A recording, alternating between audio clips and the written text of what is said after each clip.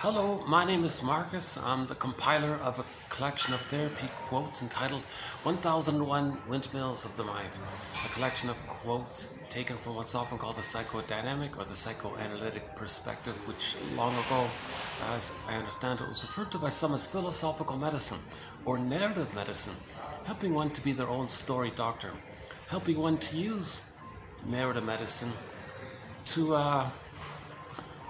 psychologically, emotionally heal from trauma. We're trying to heal from trauma. We're homo traumicus.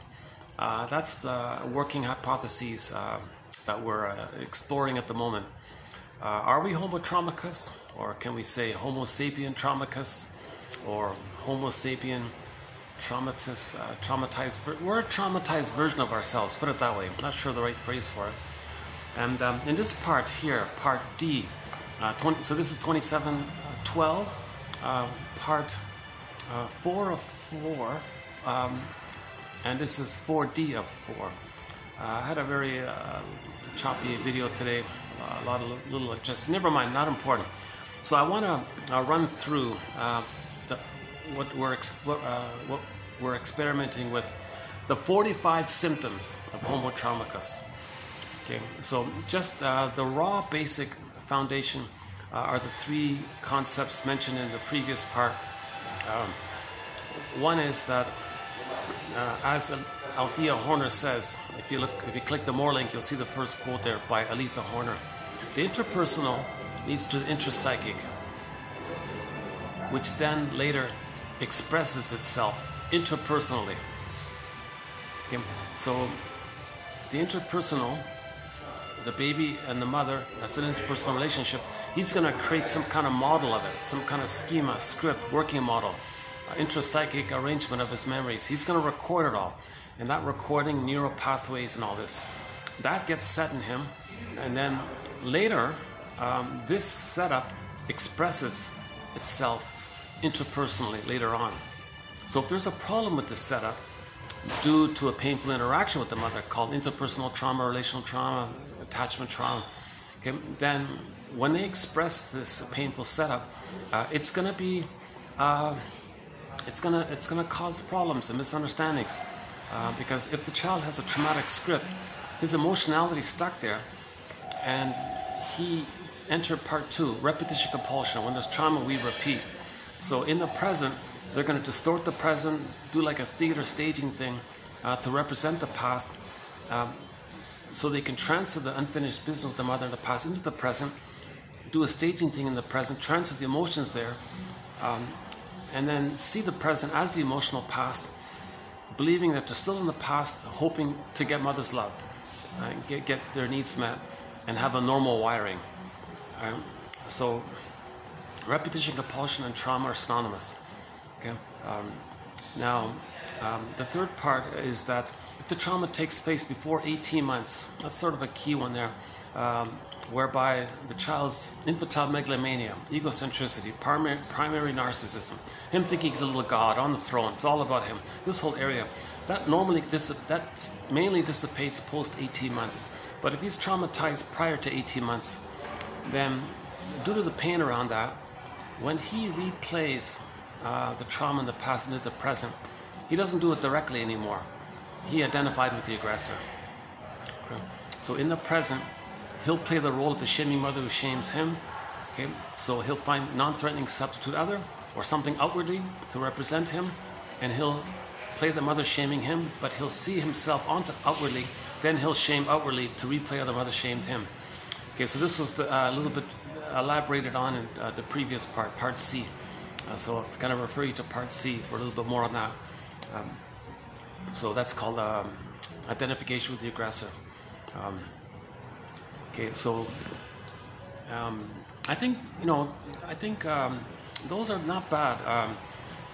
Okay, so intrapsychic. So object relations theory is the study of the internalization of interpersonal relationships. If this internalization of the interpersonal relationships, which we call intrapsychic model, working model, schema, scripts, temporal, spatial spectacles, and that's the painful spectacles, and it makes the person dysfunctional because they're not going to enjoy the present. They're going to see the present as a new edition of the past. like a recreation of the past. Okay, and they're going to interact in the present as if it's still the emotional past. Now, in the emotional past, the child needed mother's love and all this. That was unmet. It's frozen there. That freezing trauma leads to repetition compulsion. Now, when the trauma takes place prior to 18 months, when they replay that interaction in the present, they don't do it directly. Like, they don't just see others as the rejecting mother and coax them to reject them. That's too painful to relive all that. They give themselves up, so to speak, and identify with the aggressor. Yeah.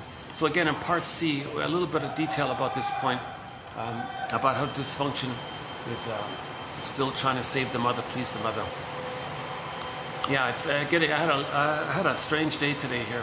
It's kind of they're going to close at 10 p.m. I only got about an hour here before these guys close.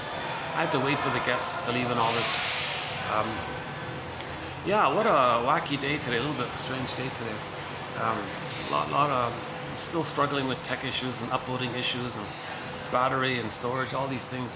So let's launch into the 45 ways, the 45 symptoms of homo traumicus. When an individual's traumatized, they're going to have all these symptoms. These symptoms are signs or signals of trauma. So how does it look when a lot of people, what is the summed up appearance? How does it appear in its sort of summed up way when a lot of people are homo traumicus? So in other words, roughly 90% of the babies in North America are not getting a secure attachment style. That's attachment trauma, relational trauma, interpersonal trauma. When there's trauma, we repeat. So if 90% of the babies are traumatized, they're not going to enjoy the present. Okay, so they're not going to love life in the present, really, so to speak. They're not going to know their true interests. The capacities of the real self won't be there. The golden ball's missing. So again, in trauma, they lose the golden ball and they're stuck in the past. And that means the main emotions when the golden ball's repressed or lost is mainly hate, greed, envy, envy, spite, vindictiveness, schadenfreude. Okay. The constant grandiosity is stuck there. So cynicism will gratify grandiosity, negativity will gratify grandiosity, the schadenfreude, etc. Grievance collecting. The yardstick is infantile. So everything, great. Not everything, forget it. Like one Miriam Minerbo quoted her client. She said to her, if the guy I'm dating doesn't give me everything, he gives me nothing. That's the infantile yardstick. Okay, so this is back of the psychic structure of the baby.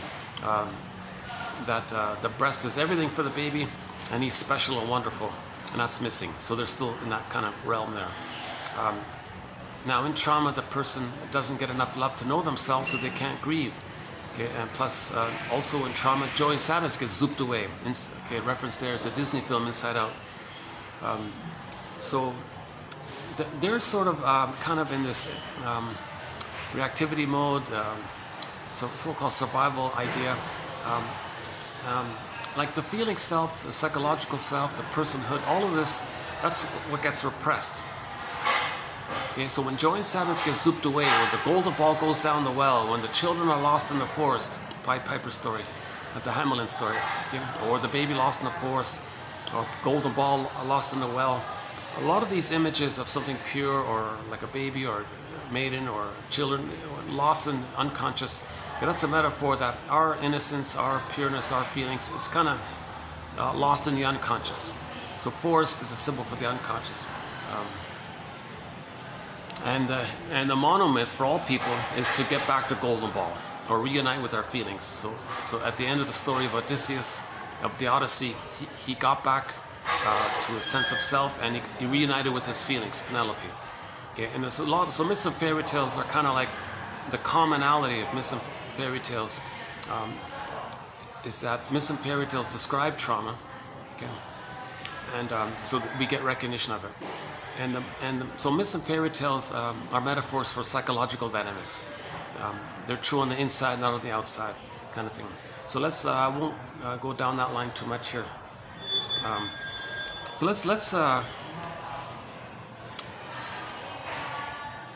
So So Zaz's song says, we want to love life. If the child feels safe to have normal development, he enjoys the present, he loves life. He can mourn. Okay, sadness can run the console as needed. Okay, and then we admit the loss. Then joy can run the console. Okay, so when the golden ball is present, due to differentiation, wide range of feelings, needed feelings, appropriate feelings, aliveness of affect, aliveness of our feeling. So we're loving life, and we're enjoying life. We're enjoying the present. Okay, that's loving life. We're not seeing the present as some kind of distorted version of the past, thinking we're still in the past, trying to interact in the present in a manner with the fantasy that we can change the past, get the love that we need in the past, to undo the past, to correct the past, etc. So we're just in the present, and the mindset is I'm okay, you're okay, complexity, personhood, and understanding that no one's perfect, we're wounded, but there's that genuine empathy and morality of that we're people and all this, right? No one's being objectified. It's called whole object relating, three-dimensionality, and all right.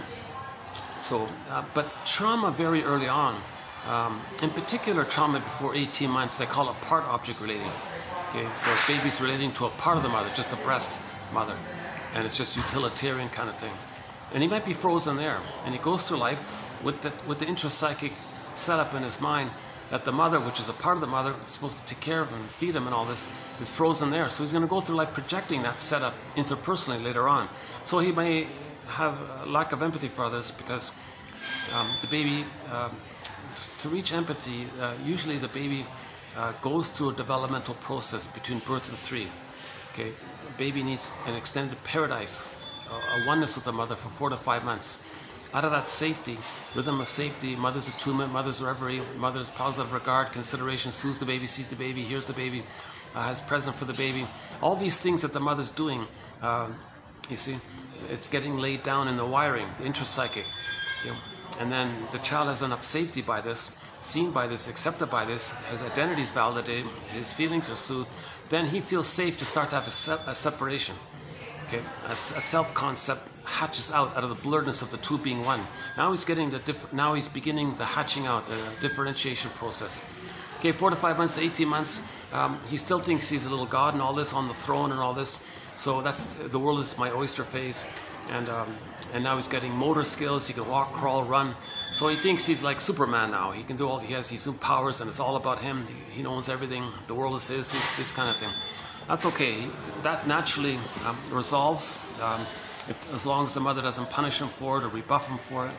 Then at 18 months, a huge developmental milestone takes place where that infantile God attitude pretty much dissipates, and he has more of a sense of himself now.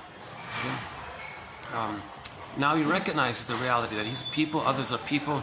Now he enters into the now Voyager phase. Now he's going to be more like a human explorer. Others are human, he's a human. He has that kind of emotional attitude. Whereas prior to 18 months, no, he was a little god and everything was his. Okay, enter that obnoxious song, everybody wants to rule the world. That's trauma during that time. Okay, but no, if not all babies are traumatized before 18 months.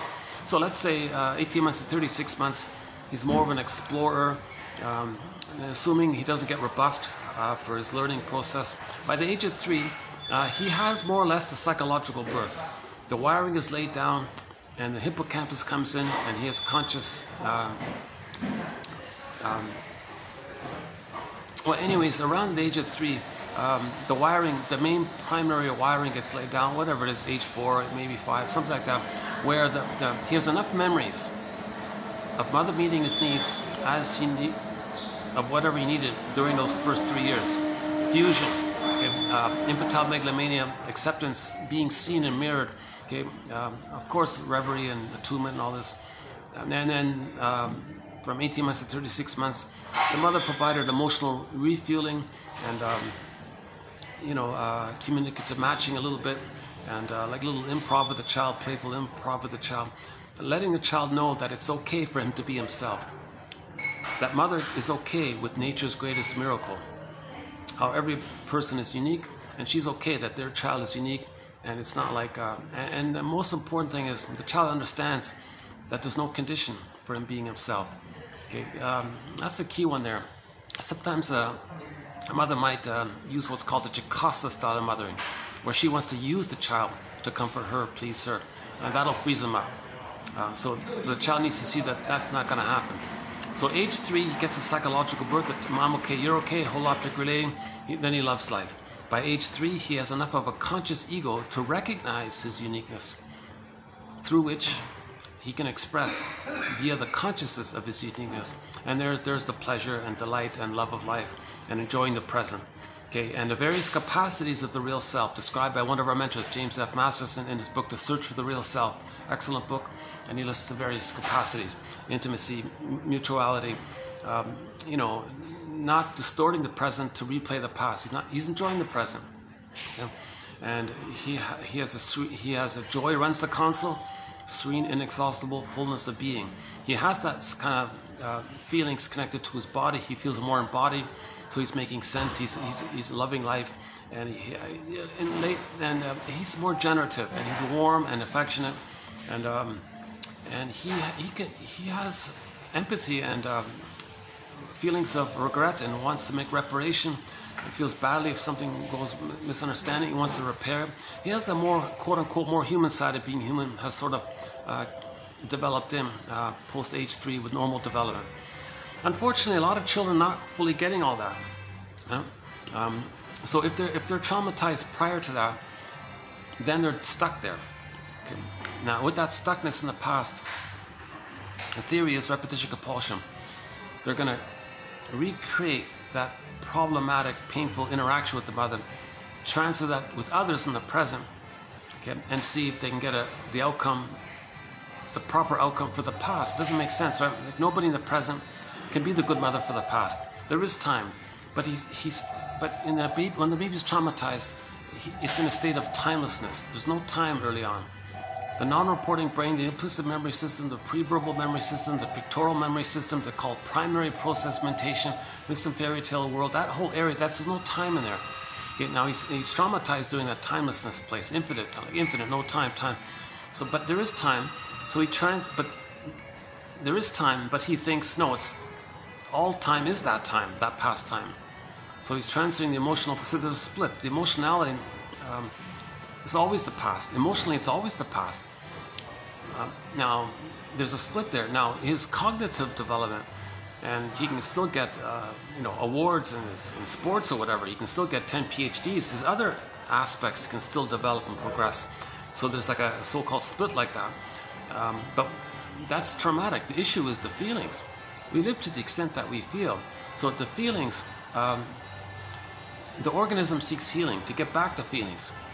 The trauma is we lost the feelings, the golden ball. We repeat to see if we can somehow change the past in our fantasy, or have a fantasy of a. We repeat with the fantasy that somehow by repeating it, that somehow we can magically erase the painful interaction in the past, fill it in with a proper interaction in the past, where the person, where the child got loved and has his golden ball. Doesn't make sense, kind of thing. So this point called repetition compulsion has been a major theme throughout the series here. Paul Libby Russell, 2119, some good quotes there. Identification with the aggressor, Burglar calls it a negative magic gesture. And the whole idea of distinguished personality patterns and the clinger personality patterns. We're not worried too much about those traumatized post 18 months. Post 18 months trauma, they hold on to the interaction. So in the present, they just replay how the mother shamed them by getting others to shame them. It's kind of direct like that. But with identification with the aggressor, they can't do that anymore. They play the aggressor. Okay? Forget about them. They don't want to relive, or they do relive, but they don't want to be aware of it. They're in denial of it. The way to stay in denial of how the mother hurt them, they see themselves onto others and see others hurt, and that's replaying how the mother hurt them. And they play the shaming mother. That's sort of the key issue here. Okay, I've tried to provide some foundation for what we're going to do here now. So I hope there's enough sort of substance in these 3 points. Okay, the interpersonal leads to intrapsychic. Okay? As above, so below. and then inside out. Okay, yin yang. Okay, there's an inside and there's an outside. So interpersonal leads to intrapsychic, and then the intrapsychic gets expressed interpersonally later on. So that's basically the inside out, and as above, so below. That there's a corollary there. There's a one mirrors the other, so to speak, or one's an expression of the inner. So the present behavior is an expression of the intrapsychic. What we're doing in the present is an expression of the intrapsychic. Usually what we're doing in the present is a metaphor or a representation of the psychic, intrapsychic. If the intrapsychic is traumatic, if there's a set structure there that's traumatic, then what we're doing in the present is hurtful, doesn't make sense, and but the idea of the healing journey is to at least observe our behavior in the present and see it as a communication from our unconscious self to our conscious self, as if the unconscious self is saying to the conscious self, "Hey, you, I'm going to act like a puppet master. I'm going to get you to distort the present, recreate with others in the present, like a theater thing. That's my way to tell you what happened in the nursery." And if the conscious side of us can kind of make that inference or make that kind of link, that what they're doing now is because of then, and that's why they're doing what they're doing because of the then. If they can make that kind of link, Hermes flies across. That's healing. That Hermes flying across, or a bird flies across. That messaging or energy transfer or recognition of the unconscious to the conscious. That's the narrative medicine. Like an interpretation or like a sentence you make, like a poem or something, something you say that links the two. Okay? That's the narrative medicine. Because if you can link the two, then the past has some kind of, it's captured a little bit, then it has a time and a place, then it can rest. The ghost can be rested, kind of thing. And then the energy that was in the past can shift to the present. Right? So that's the whole idea. We don't want to live in the past, dwell in the past, linger in the past. Just go through, and then if that's the case, life is passing us by. We feel like we're sleepwalking through life, going through the motions of life, saying things like, "When does life begin?" Life's, and like yours. Usually people say something's missing, kind of thing, right? Where's the joy or something? Doing the same thing over and over again.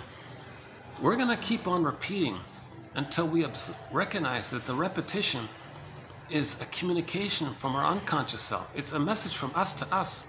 Okay, the unknown us, the repressed us, or the shadow us, or the shadow side, or the double self, the secret self, the denied self, is communicating to our conscious. So our unconscious self is communicating to the conscious self, okay, by getting us to repeat symbolically, metaphorically, what happened in the interaction. Okay, and when we make that kind of link, that's awesome. That now we're coming into ourselves a little more. Now we're healing. That's the whole idea of narrative medicine. So individually we do this, right? Now, how about I don't know if collectively is the right word, but how about how does it look sort of in its summed up way, like when a lot of people are doing it? Okay. So remember, a lot of people have distinct personality patterns. Okay. Now, of course, the repetition compulsion in the present from the clinger personality patterns is also dysfunctional, but it doesn't really hurt others.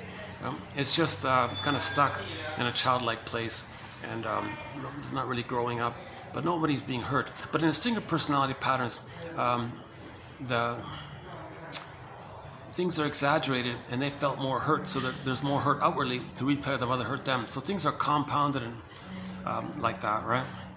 See, if the child can hold on to mother hurting them, they can kind of live in a dysfunctional, self-defeating way, but they don't hurt others because they still receive enough love to bear that kind of thing, I guess. But they're not going to be happy, of course. And they're clingers, they're pleasers, they're fools, and they're also missing life. They're also missing out on the real self. The thing with the stingers is they can't do that. When they replay their trauma with others in the present, they play the role of the shaming mother.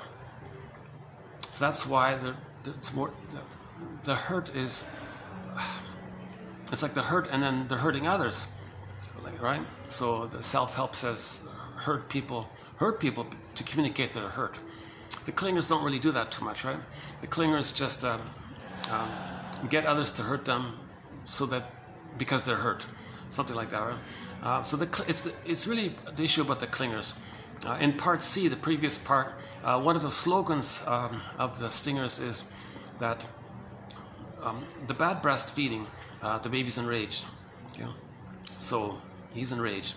That's too much excitation to feel all that rage. So he projects his understanding, or he'll deny his rage, but see it on the mother. It says the bad breast image of the mother, so the mother's enraged. Now the baby's unmet need ended up finally with oral greed. Okay? Again, he can't experience that, know that. It's there, he'll deny it. When it's denied, it's projected. So projection, by the way, is like an expression of the repression. Okay, footnote here, projection is the means of bringing repressed material to consciousness. Okay, let's go back. So now the child projects his oral greed onto the angry mother and creates an image of the mother as a hungry wolf that wants to eat him. Like, whoa, the mother's not that damaging. She just missed a tune, used a bottle or something. But no, the baby's enraged by all this. He can't know it to kind of not feel too much stress by it. He compromises by projecting him. Okay, so that's a defense mechanism. Defense mechanisms, things you do in the mind to not feel the pain about owning or how you would feel if you were to admit it. Baby can't admit it that he's so enraged. Baby can't admit it he's needs aren't getting met and he's so enraged and so hungry and all this.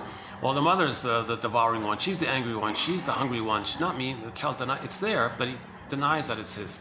So he ends up with the image of the mother like that. You know? Then in trauma, before 18 months, basically they identify with the aggressor. Okay, and then they may later on have a slogan in life. Well, if I'm not the greedy one, then I'm going to be a victim of other people's greed. So their slogan is, it's either my greed or your greed.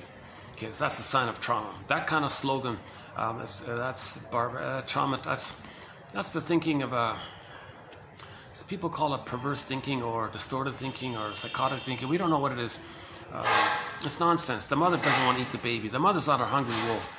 In that Red Riding Hood story, for example, or Hansel and Gretel, the witch or wizard of any kind of bad witch and all this, that's not real.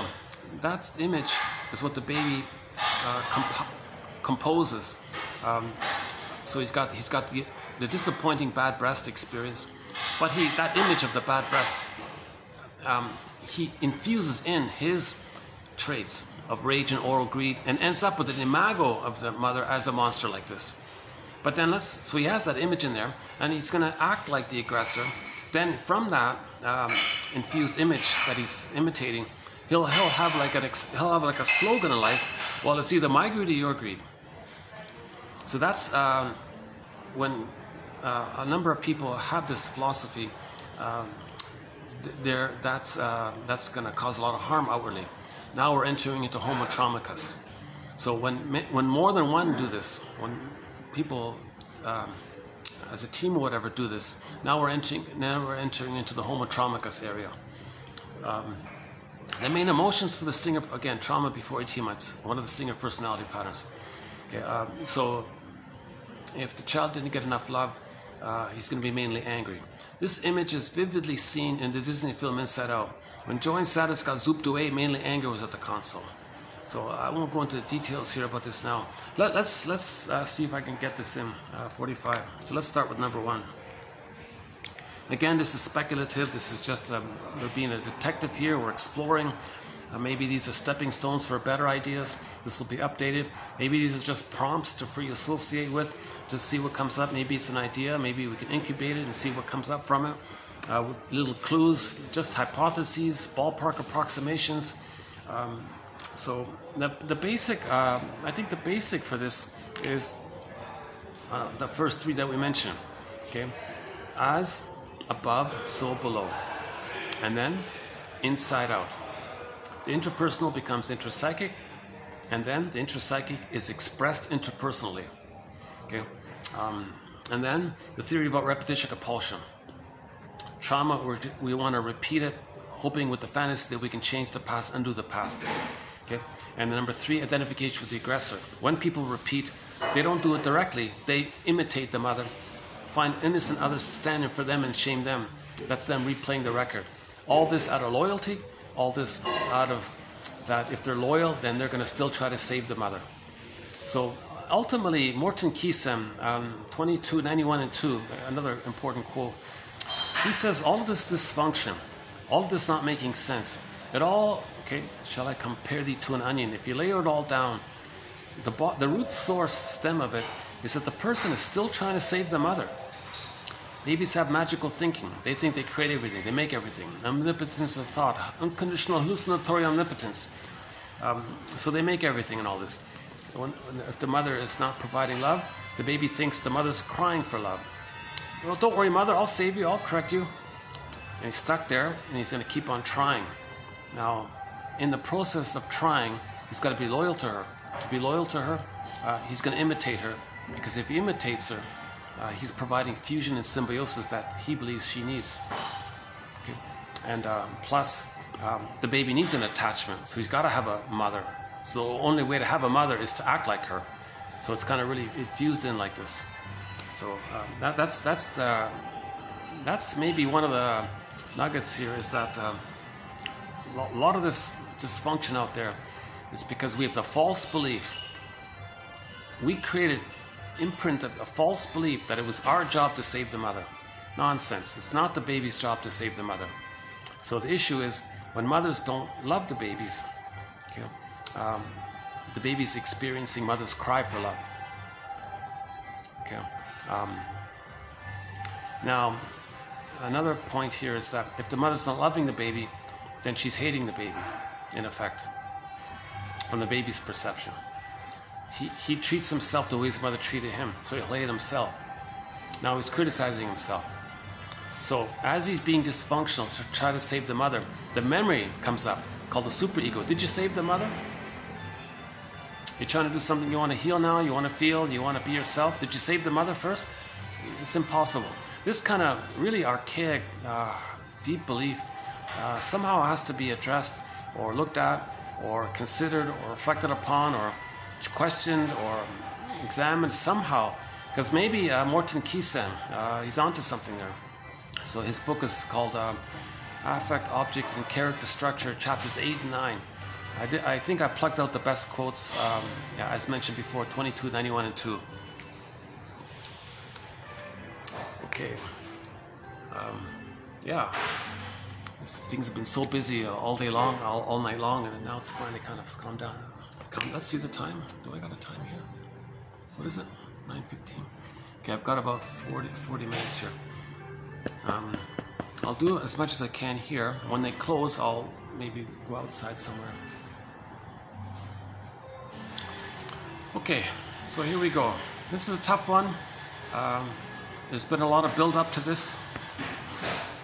So parts, right?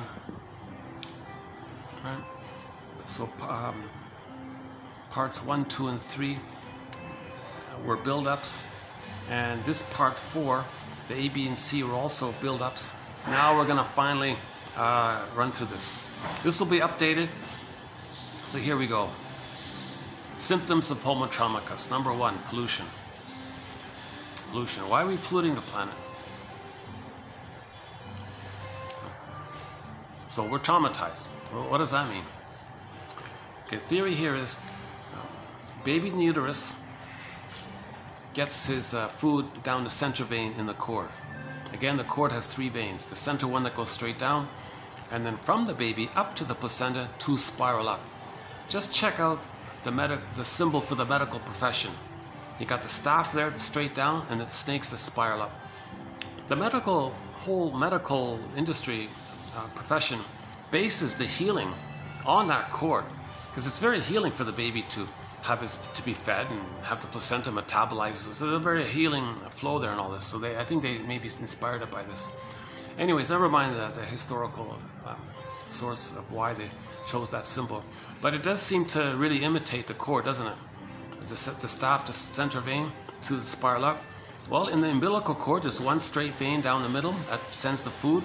Okay, the other 2 veins helixly spiral up from the child, sending up the baby's waste elimination up into the placenta, which then literally metabolizes everything. Okay, metabolizes everything. Okay, and then the food gets sent down the center vein. Okay, so remember, when there's trauma, we repeat. Okay, so the baby's in the uterus, everything's okay, assuming there's no prenatal trauma. So that's another topic. We won't go here right at this point. Assuming there's no prenatal shock trauma that froze him up in some earlier place, and then he's numb inside. Hopefully that's not taking place. Hopefully also he's not receiving too much cortisol from the mother, arguing or drinking or being stressed out or something, or going to a concert or something, heavy metal concert or whatever. So hopefully the child's not experiencing an unwelcoming womb. Assuming the baby's in a welcoming womb, meaning paradise. He's in paradise, Garden of Eden, Nirvana, Shambhala, Shangri-La. These beautiful, paradisical, happy places. Okay, we spend the first. Okay, so he's considered to be in the Garden of Eden. He's floating around this oceanic bliss. He's automatically met, and it's all him there. He's the center of it all. It's all for him. Is he God in the universe? Is everything like an extension of him? Everything's there to serve him? Is he like a king? Like, what is he? Yeah? So he feels alive, important, safe, rhythm of safety. Things flow automatically, needs met automatically. Okay, so the food automatically, the waste elimination, metabolization automatically. When the baby's born, here's the transition here. So here's the question mark here, mainly by Lloyd Demas. His theory about the phantom placenta. If the cords are removed prematurely, that means the placenta is removed with it. That can be a trauma, because the cord is still pulsating. It's still sending food, oxygen, nutrients to the child. Why are you removing that prematurely? In particular, before the child had a chance to bond to the mother. That's huge. Like, what a disaster. If the cords are removed and the placenta is removed, and the placenta and the cord link them to the mother, and you remove that, and he hasn't found his mother yet, he feels like he's in his psyche, he's falling. The nightmares are falling, like he's disconnected from the mother, ungrounded from the mother. Why are babies? So we don't want babies to be traumatized. We want babies to have a continuity of the paradise. The paradise has to continue. So for insurance, some people say, leave the cord, leave the placenta, hand the baby directly to the mother. Okay, again, sidebar here, my disclaimer, I'm not a doctor. Okay, barring emergency special exceptions. Okay, emphasis here, Klaus and Kennel, their book there. Baby's handed directly to the mother, barring emergencies. He's going to look for the nipple and latch on and suckle, and then the nerve lines, the child and the mother line up. And then a continuity and rhythm of safety take place, and there's like a flow and a reverie and a music. Let the music play on, and as things are smooth, then after that's established, a day or two later, the cord and the placenta follow from their own accord. The child made the transition smoothly, no interruptions, no shock, no disappearing mother. Remember, the baby doesn't understand time. If the cord and the placenta are removed, he's disconnected from the mother, and he didn't latch on yet with the mother. He thinks he has no mother. Can you imagine that? You're born, and where's your mother? He doesn't understand time. He freezes up inside. That's called birth trauma. Unless the mother can establish a secure attachment, then it'll be healed. But very often a mother can't. She'll try and she'll be very frustrated. That insult to injury to the child. So why bother to take that risk? So forget about weighing the baby and this nonsense. Who cares about some trivial data, how much you weigh? You're going to traumatize the baby just for some made-up bureaucratic thing? That's real tragedy, to traumatize a baby for some nothing procedure that somebody made up to maintain the idea that when babies are traumatized, they're going to be angry and hostile and prejudiced, and they'll be like operatives of the pillage and plunder. Because back up a sec. So let's just stick with pollution. Okay, so. If the baby's trying to send out his waste elimination to the placenta, but the placenta's gone, he freezes up there. Okay. So he didn't get the cycle complete. He couldn't kind of graduate out of it, kind of thing. He's kind of stuck there. When there's trauma, we're frozen. When we're frozen in a place, we then repeat it later on. So here's the challenging theory. Oh, he's got to set up his tables here. Hold on a second. Let's let this guy do his thing. Oh, he's going to be alone. All right. It's a nice place. I gotta check it out. It's a nice place, yeah. Look at that, eh?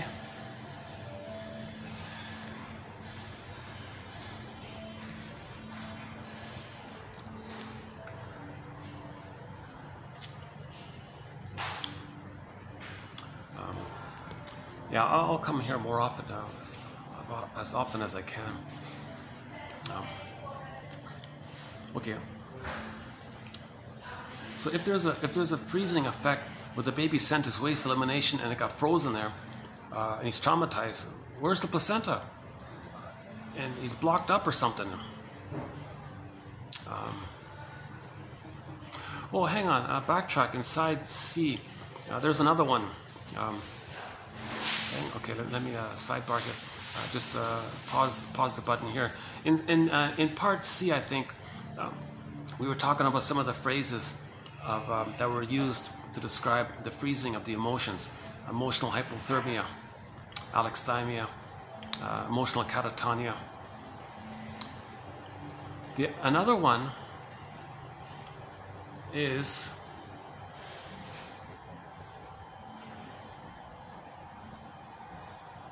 emotional constipation. That's it. Emotional constipation. That's the other one. I never used that before. It's the first time I came across it. Somebody mentioned that. I thought maybe there's something like that, like something stuck. Maybe. Okay, never mind. Let's go back to this one here. Sorry. So back to the pollution. So number one. So the first symptom of homotraumacus is pollution. So baby's waste elimination didn't get a chance to cycle through. Frozen. Okay. Stuck in the past. In the present, we transfer that in the present. How does that look? When a lot of people have that problem, how does it look? Pollution. That'll metaphorize the issue that the baby wanted to send out his waste elimination. Okay, so he's stuck there. He's going to replay that and get disappointed. So how does he replay it to get disappointed? Well, he'll just pollute, or get others to pollute for him. A whole bunch of people can pollute or whatever. Okay, invest in companies that pollute or something. Hey, stock lady, who pollutes? Okay, 10 billion tons of plastic in the ocean. Okay, nonsense, right? So we've already dumped, somebody said 10 billion tons of plastic. Not 10 pounds, 10 billion tons of plastic have just been dumped in the ocean. You know, so here's where we're not making sense. Really, do you think either directly doing it or getting others to do it for you as proxies for you? Okay, again here, proxy. Proxy means someone who feels for you, does something for you, or plays a role for you. So a stock lady who pollutes, buy me shares in it. I want to pollute, make a profit.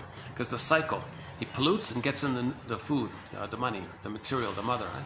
So hey, okay, so he wants to pollute and get a profit. Really? Do you think polluting on the planet and making a quick buck by it is going to zoom the person back to the nursery and get what was needed? That doing that's going to heal the past, change the past? We're not making sense. See, this is maybe the theory here of homotraumacus. One of the symptoms of homotraumacus. So, homotraumacus, so like as all of us, right? So Carl Sagan says we transfer our traumatized nature and use nature. Now the planet becomes phantom placenta. Planet placenta. So where's the phantom placenta? Well, fly it onto the Earth. Now the Earth becomes phantom Earth. The Earth becomes phantom placenta. Oh, the Earth can play placenta. Okay, the person will be the polluter.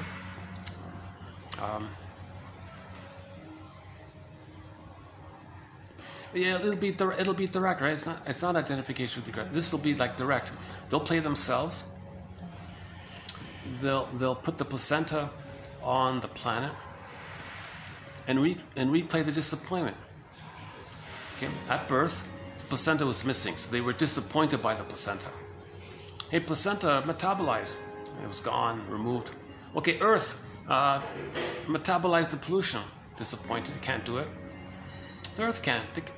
The Earth cannot metabolize 10 billion tons of plastic, or all the pollution, all other types of pollution. So what I'm trying to say is, in the present, we repeat metaphorically, symbolically, something to represent the problem in the past, because then we can, in our fantasy, feel that the emotional issue of the past can be transferred into the present, called transference, acting out. We're going to act out the thing in the past. So transfer it and then act it out, like a theater, like actors, like a theater thing. So we're actually doing this nonsensical theater thing, but it's too destructive. So that's how damaging this all is. We're not making sense to damage the planet with the fantasy that we can change what happened in the birth. We're not making sense. We're severely not making sense. Baby doesn't have sense yet. The baby doesn't have the baby didn't reach the place of conscious sense. He needed conscious ego to develop. The baby's ego didn't develop yet. His undeveloped ego got submerged and frazzled up. That's the scarecrow image in The Wizard of Oz. Okay? Or in the children's story, those houses made out of straw and wood that the wolf could blow down easily. It's not there yet, right? It's not firm enough. It's got to develop to the brick place, right? So the child isn't born with a brick ego, like a strong ego. He's born with an undeveloped, frail little ego, and it's frazzled, and it's submerged, and it's hidden, and it's frailed up like that, either by straw or little sticks or whatever. So the child doesn't have a conscious appreciation of reality, right? He's operating from the unconscious logic, called trance logic. So like the cat said in Alice in Wonderland, it's mad in there. Okay? So conscious logic is not the same as unconscious logic. Wildly different. Yeah. Okay. Okay. Did we cover it for the pollution?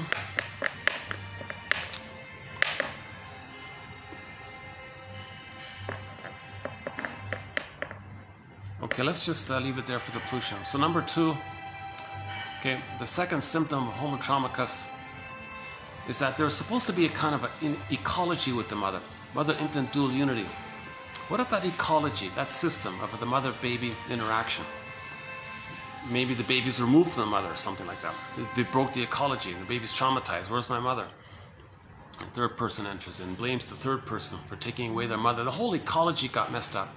Okay, so when something traumatized, later on, they want to do something in the present that represents that. Okay? The interpersonal becomes intrapsychic, which then gets expressed interpersonally, inside out. So the inside, okay, a pain and a trauma around the ecology, mother-infant ecology.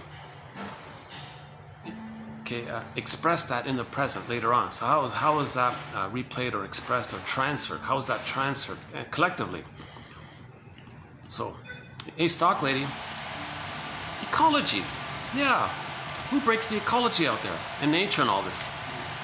Oh yeah, well we can you know, and we'll let you buy shares in A, B, and C. They break the ecology. They drain lakes and they mess things up and things. The earth can't react to it, and this problem links to that problem. And then if the fish die and things heat up and the water's too hot, now we're breaking the whole ecology, right? Ecological system. Oh yeah, okay. So it's nonsense, really? You think destroying the ecology outwardly is going to somehow heal what happened in the nursery? It doesn't make sense, right? You see, and then people are going to like mock this idea as a rationalization, as a defense.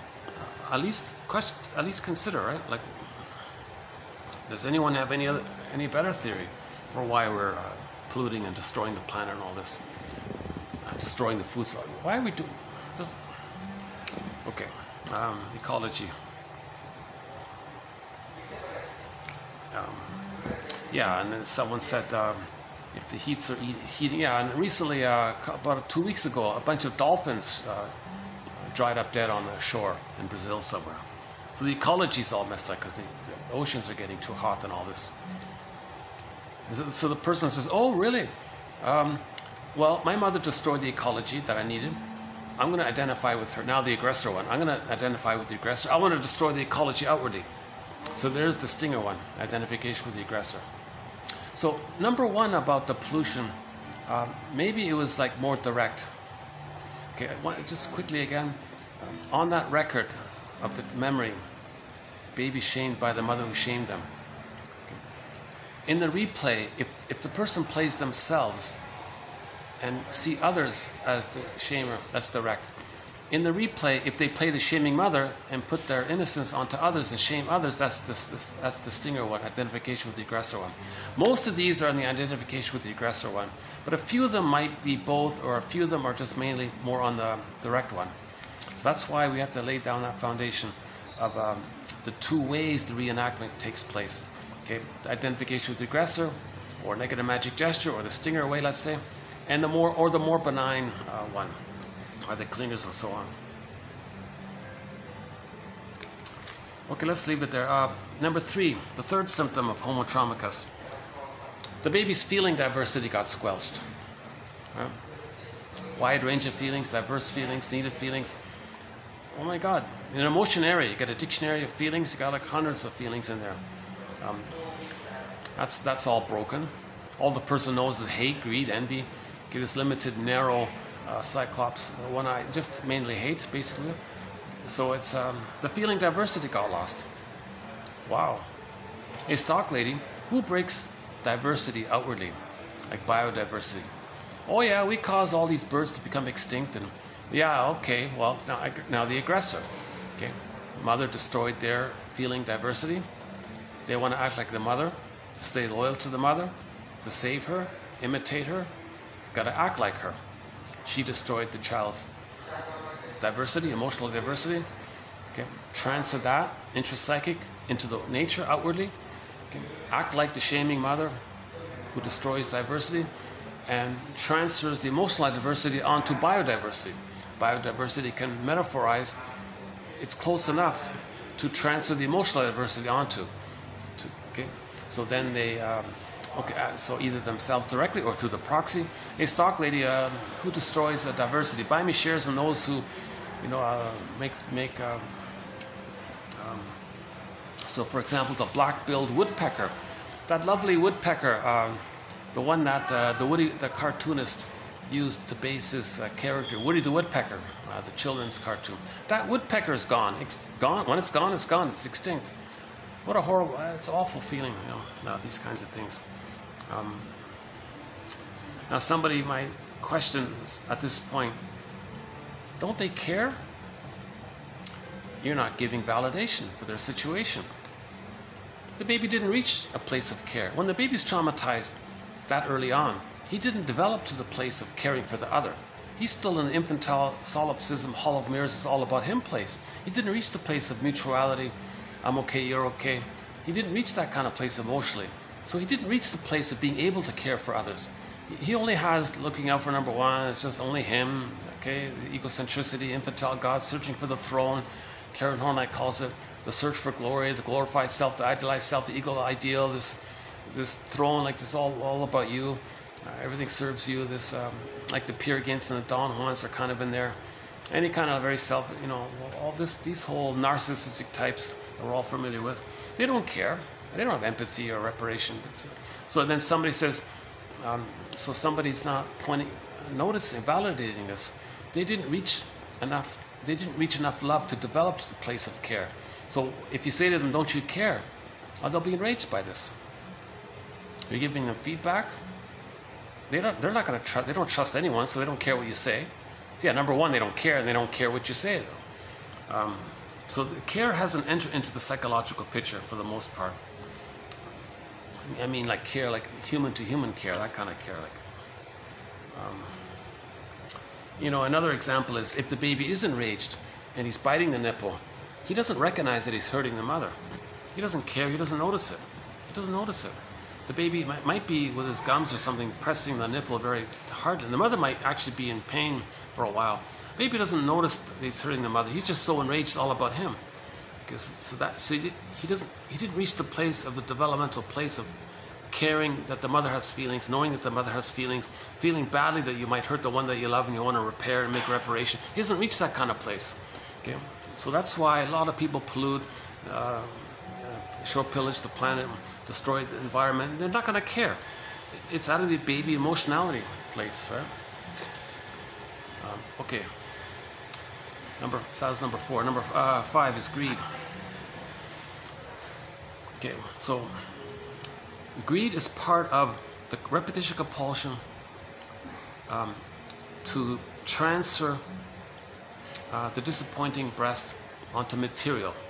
Material, money, matter, things which can be seen as symbolically good or symbolically valuable, possession, things, you know, nice furniture, art, possessions, you know, material, money, matter, all links to mother kind of thing. So something good like that, in a possessive, like a possession kind of thing, they're gonna gobble it in, because remember they're in the oral greed, right? They're frozen in that frozen oral greed. So in the present, they want to gobble in and be greedy. Okay. Number one, no thing you get in the present can be the needed transformative, loving breast that the baby needs in the nursery. Doesn't make sense. No thing you possess, you know, beyond your needs and all this. No greedily thing that you get is going to heal you from the nursery. It doesn't work. Plus, the confusing thing about greed as well is that when a person does possess something, for a moment, the mammalian part of the brain perceives the person as being a little safer by the status, by the item. Okay? Then from that, the mammalian part of the brain is going to send the person serotonin. When you feel safe, the brain sends you serotonin. So now you're getting that serotonin. When that dissipates a day later or 2 days later, whatever, then they feel unsafe. Dopamine for the chase, serotonin from the catch. Now they want more. Again. So and nothing you get in the present can change what happened in the past, and you're stuck in this kind of greedy loop like this. So that's one part of greed. We did 7 videos on greed. 7 videos on greed. Beginning, I believe, 2278. If you go to TQ 2278, start there and read the quotes for the 7 videos from there. We did 130 quotes on the psychology of greed. Those are excellent quotes. If you want a crash course on the greed, go there.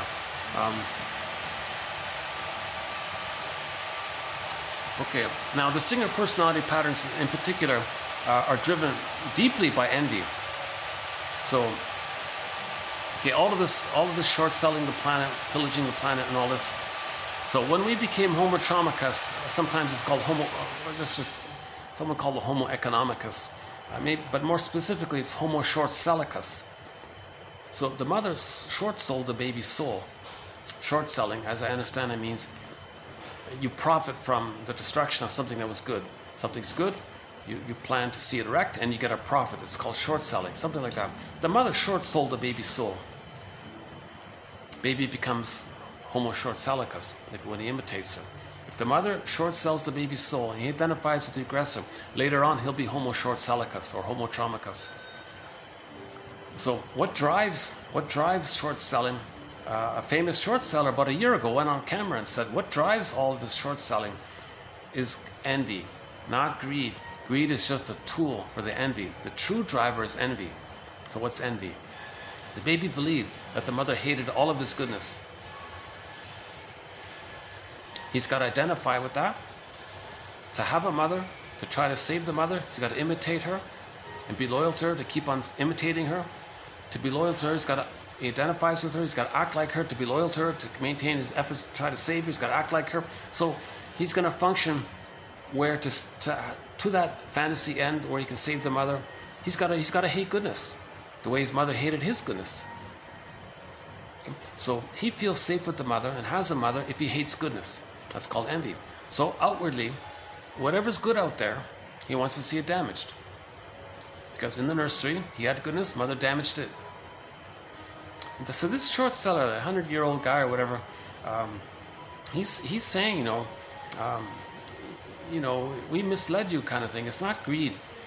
Greed is like a little engine, but the true engine, there's a major engine behind it. That's called envy. So all of this is destruction and pollution and short selling and plundering. This is envy driven, to feel safe with the mother who took away their goodness. So, and you're doing this because you're still trying to save the mother. A point made in part C earlier. So this, when greed is used as a tool for envy, it's called grenvy. I'm just spinning it that way for the time being. Okay, so the envy, it's as if envy says to greed, hey, greed, you know, I have no gratitude, so you get something good, I'm not going to accept it. No way. Okay. Nothing's good, right? It's cynical, nothing's perfect. There's no perfect breast for the past, so the yardstick is impossible. The yardstick is that something's got to be the perfect oneness breast that was needed in the nursery. Nothing can do that. So they'll never have gratitude. They'll reject it all the time. But envy says to greed, you know, greed, I don't care what you get. I'm never going to register any gratitude for that. You'll just be excited for the moment or something. But you know what, greed? Do your thing. Because I notice, greed, that what you're doing is destructive. And that's the real interest of envies. Envy wants to see goodness destroyed. So envy will use greed as like a tool for the envy's agenda. And envy's agenda is to have the mother and keep on trying to save her by imitating her, by acting like her, by being loyal to her. Because originally, once upon a time, the baby made the false belief that he had to be the good mother for the mother, to save the mother, so that ultimately, if the mother were saved, then he'd be loved and receive the love that he originally missed, so that he would know himself.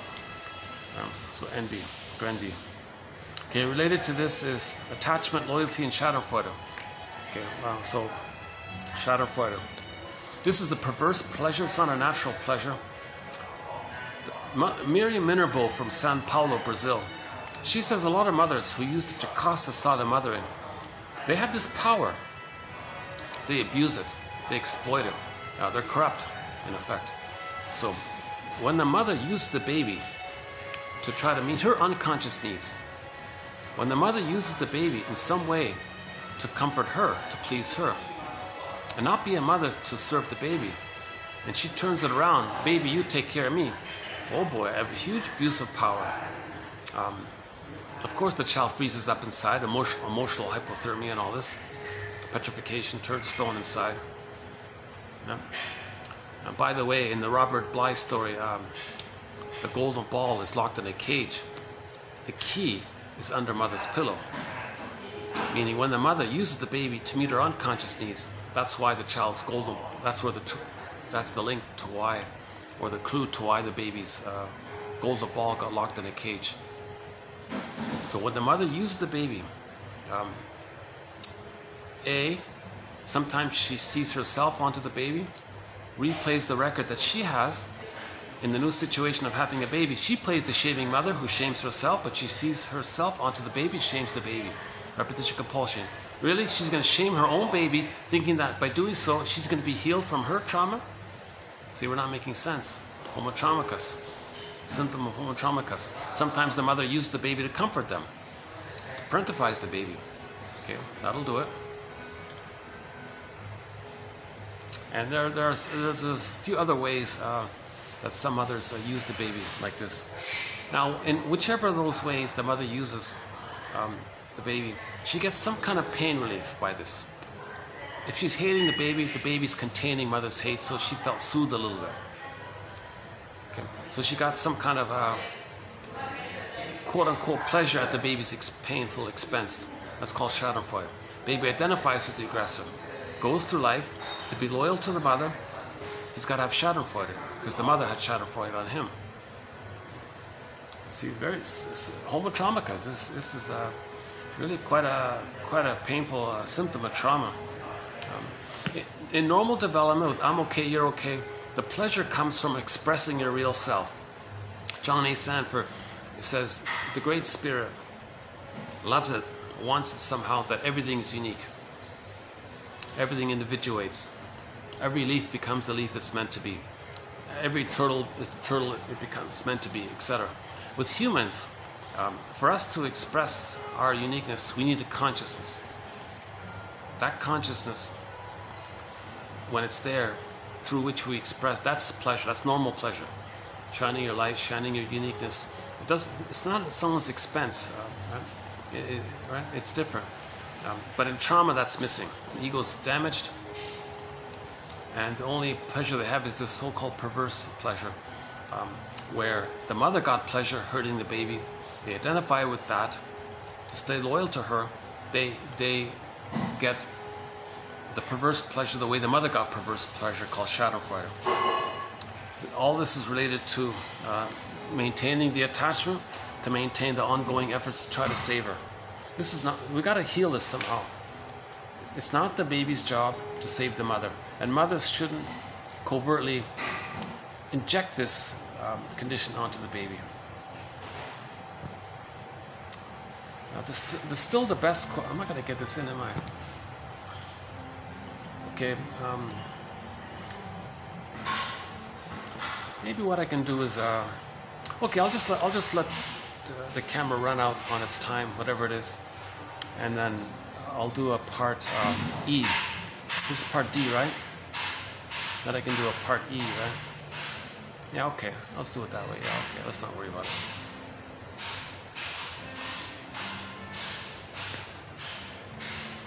It would be kind of nice to get the whole thing into one video, right? Instead of being so choppy like this. Where are we here? Loyalty, attachment, schadenfreude. Okay, let's just move on. Next one's emotional poverty. The mother gave the baby emotional poverty. Baby identifies with the aggressor. In the present, they'll want to give others poverty, to be loyal to the mother who gave them emotional poverty. So they concretize it, they literalize it. Giving others poverty can metaphorize the loyalty to the mother who gave them emotional poverty. So interpersonal becomes intrapsychic, which then gets expressed interpersonally. That's a key quote here. Aletha Horner, click the more link in this video, read that first one. That's such a key quote here. Inside out, inside out. Heal the inside or outside is normal. If our inside is wounded like this, our doing is distorted and toxic and all this, right? Woodman says the wounded feminine leads to the distorted masculine. Okay, heal the person, then outer doing is normal. Let's enter in that little children's story that we posted early in the series. Okay, so keep this broad idea in mind of what we're trying to do here. Just a fun little story. Once there was a 7-year-old boy who saw that his father came home and all this. He was excited. He wanted to play with his father, but he was busy with his work and all this. So the father, knowing that his son loves jigsaw puzzles, decided to take a magazine, flip around, and he found a world map. And he thought, aha, his son had never seen a world map before. So he ripped out that page of the world map, put it into little pieces, handed the pieces to the child with some scotch tape, and said, son, I'd like you to repair the world. Off he goes, right? Short time later, he runs back excitedly, hey Dad, I repaired the world. Wait a minute, you never saw what the world looked like before. Oh, that's true, I didn't. But when you ripped that page out of the magazine, I saw that on the back there was a picture of a man. So I turned the pieces over and discovered that when I repaired the man, I repaired the world. So that's what we're trying to do.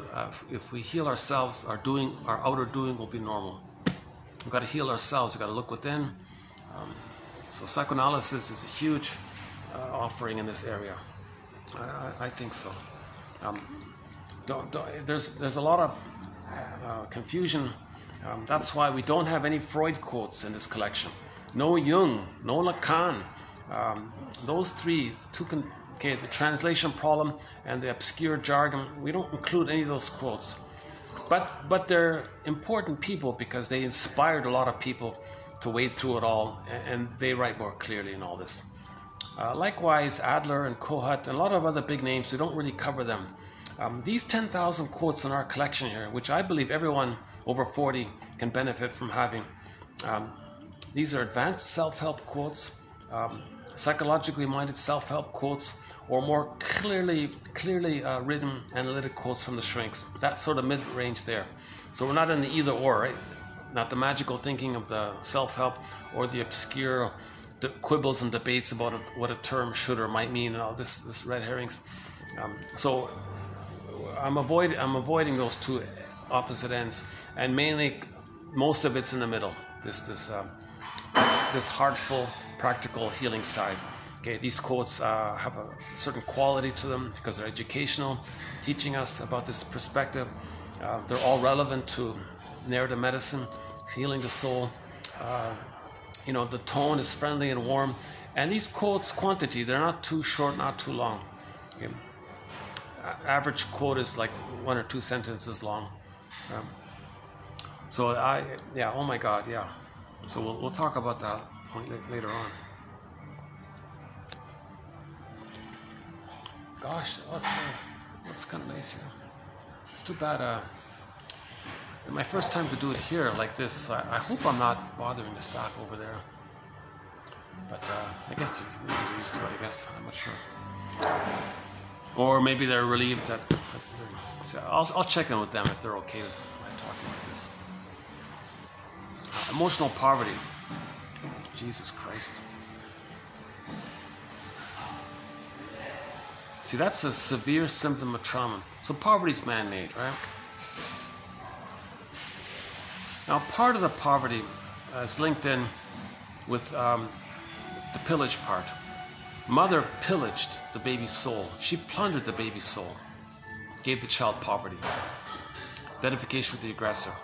Give others pillage outwardly, plunder outwardly, and give others poverty.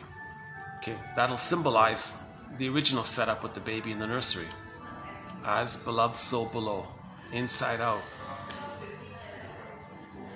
We keep doing this until we become aware of this.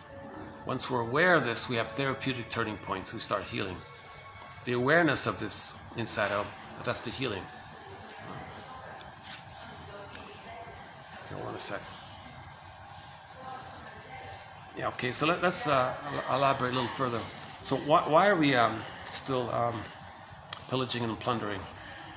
Another way to say this is that the child's emotional land got stolen. Identify with the aggressor and steal other people's land. So why are we doing this? So that's part A. That's part A of why we're doing this. Okay, the mother stole the baby's emotional land, identifies with the aggressor, and then wants to steal other land outwardly, steal other people's land to be loyal to the mother who stole their inner land, The soul, okay, castle. It's a land, right? Having a soul castle. A castle stands on land or something, right? So we live in a psychic house called a soul castle. That's like also on it. That's Robert Bly's line, yeah. So we all live in a psychic house called the soul castle. So there's an inner land like that, right? Mother took that away. She stole it. Okay, baby identifies with her. To be loyal to her, he acts like her. Okay, outwardly will represent his lost land, okay, emotional lost land. He'll concretize it outwardly. So literal land, he'll take that to symbolize his emotional land. Okay, so enter that Bruce Cockburn song, Stolen Land. And in part B, if you go to part B here, hang on, sorry, 2712, part 2, part 2 of 4, yeah. We played a clip there. Did we play it? No, I just read the lyrics of it. Yeah, I just read the lyrics.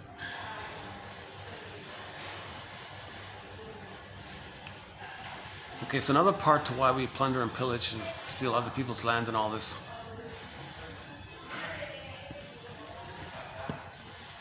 It's because, here's a tough one. We got time for this?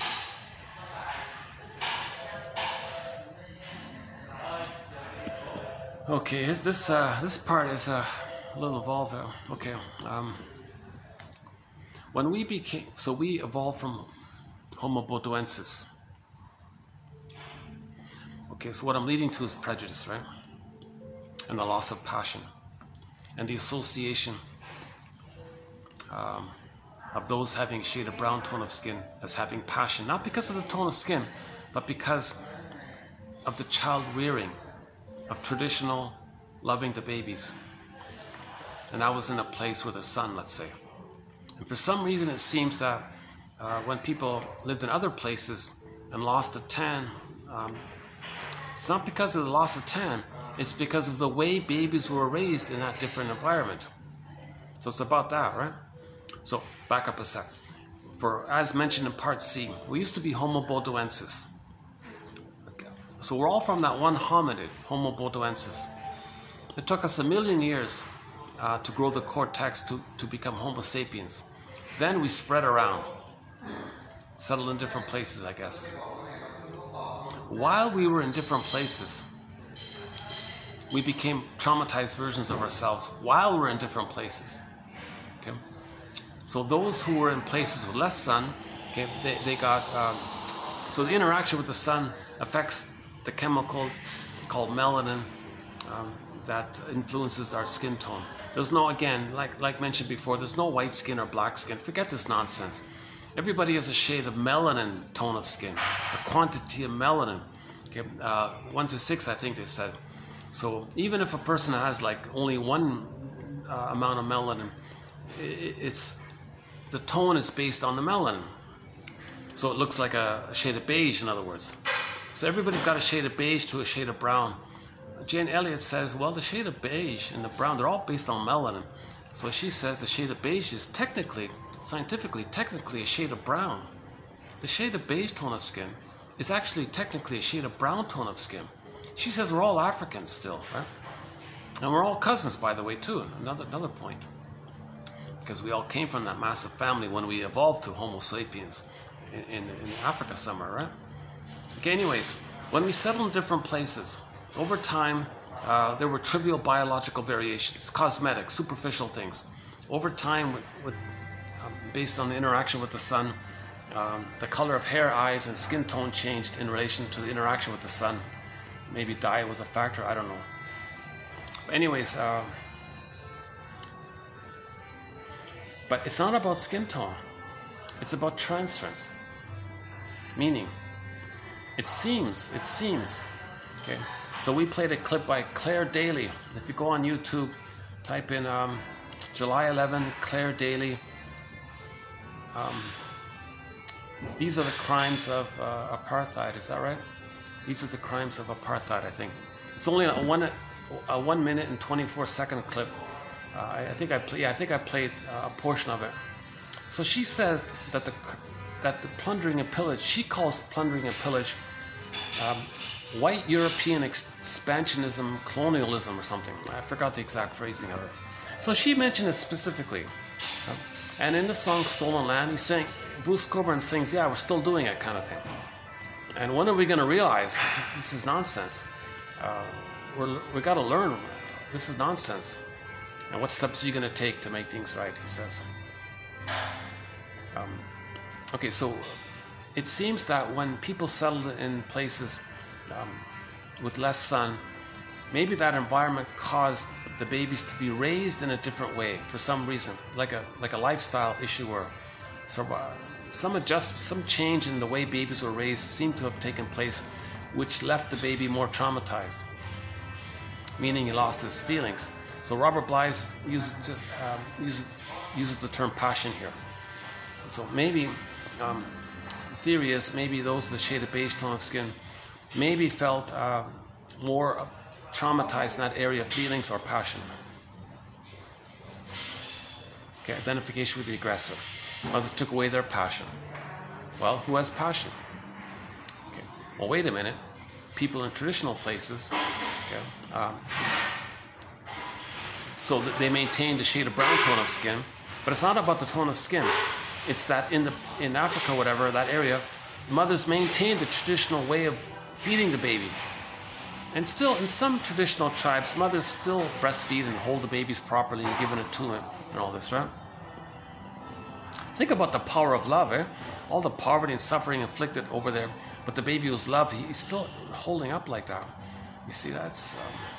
Anyways, in places where people maintained the constant sun exposure area, so they maintained a shade of brown tone of skin, so they didn't lose the melanin by that. But simultaneously, the child rearing ways was preserved traditionally. So they had their feelings in golden ball. Okay? So now the shade of beige looks at the shade of brown It's not about the skin tone. It's about the correlation that the shade of brown happens to have more feelings and passion by having been loved traditionally by the mother. So the shade of beige looks at the shade of brown and says, oh, they've got passion. My mother took away my passion. So I want to take away their passion to be loyal to my mother who took away my passion. Okay. Now, an abbreviation for this is that those with passion have a shade of brown tone of skin. So, oh, those with a shade of brown tone of skin. Okay, they got passion, so I've got to take away their, right? This is Robert Bly's theory here. That's just another little consideration in terms of the different elements within why we pillage and plunder. Okay, so that's A, B. Okay, next one was C. This is to be loyal. I mentioned earlier, that's C. Okay. So doing to others what was done to us, that's loyalty to the mother. Plus there may be an addictive quality to it. Hate is addictive. Greed, envy, this is addictive. Because when the baby feels so pained, all he got is endorphins. Enter Emily Dickinson. There's a pain so utter, it swallows substance up. Okay, the golden ball squelched. And then he enters into a swoon. That's the endorphins, the numbing, the mercy numbing thing. Now he's in a trance.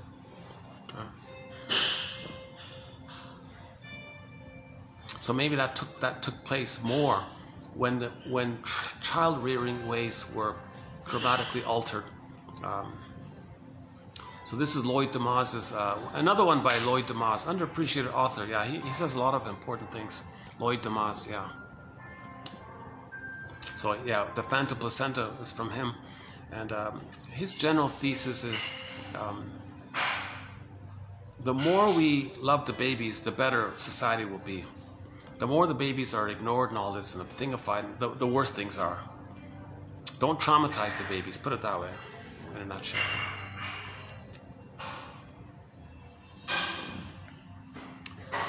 Okay, let's maybe just leave it there for the time being about why we pillage.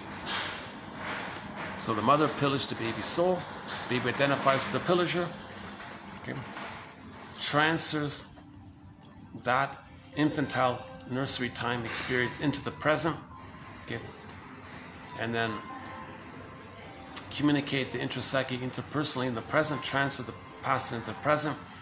Okay, the present is like a new edition of the past, but this time they play the pillaging mother. Pillages them. They see them onto outside, and then act that way. That's safety and loyalty to the mother who did that to them. Right?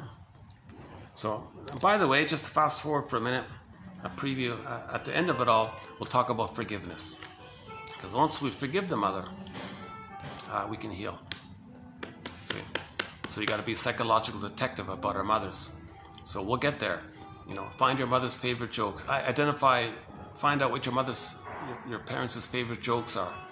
Their earliest memories. Which personality pattern, stinger, clinger. If there were two stingers, did they scapegoat?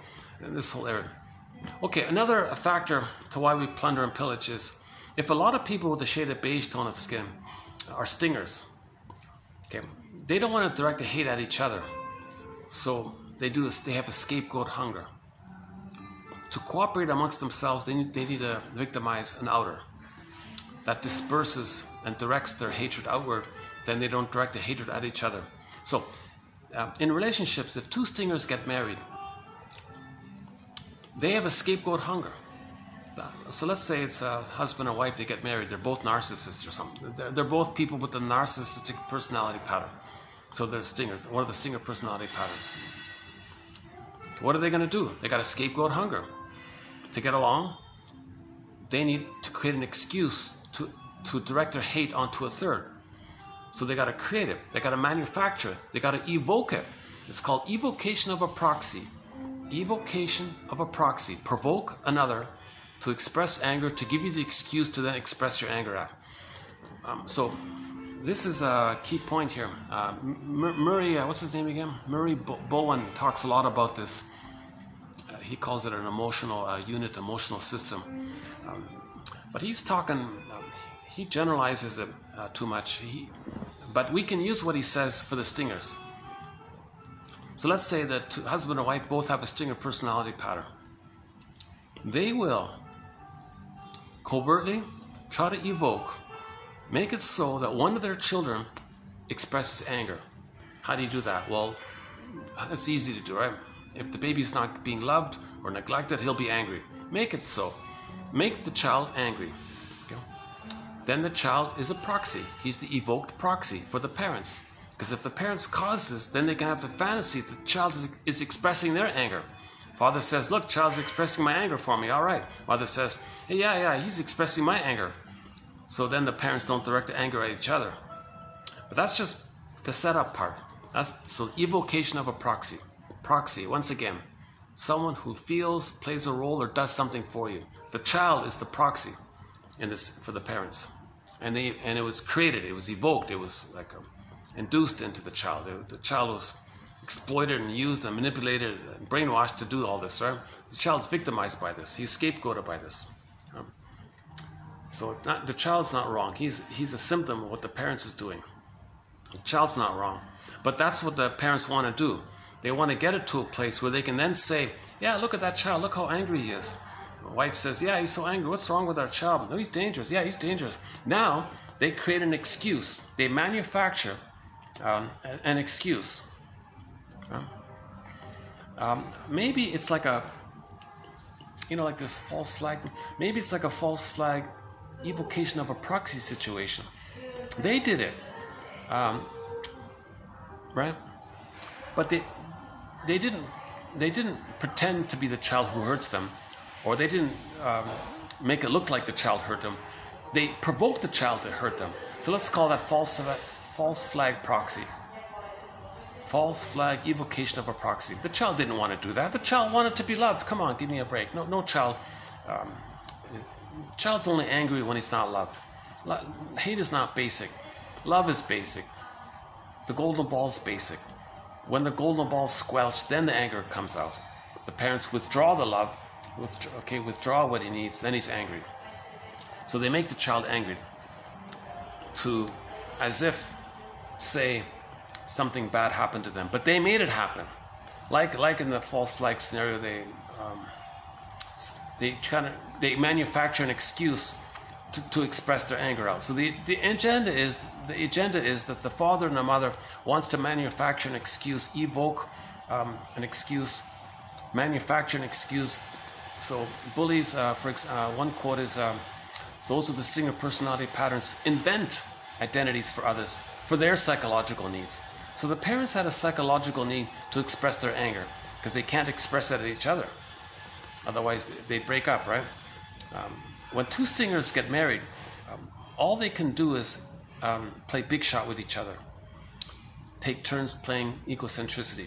All right, you play important. I get a turn playing important. And nothing else. No feelings. No nothing at each other. Okay, you help me inflate my grandiosity. I'll let you inflate your grandiosity. But anything beyond that, we got to direct it outwardly. Oops. Well, let's check the time here. What is it? Oh, it's 10 o'clock already. Oh, they're closing. Okay, let's finish this up outside. I still got some time here. Hold on a sec.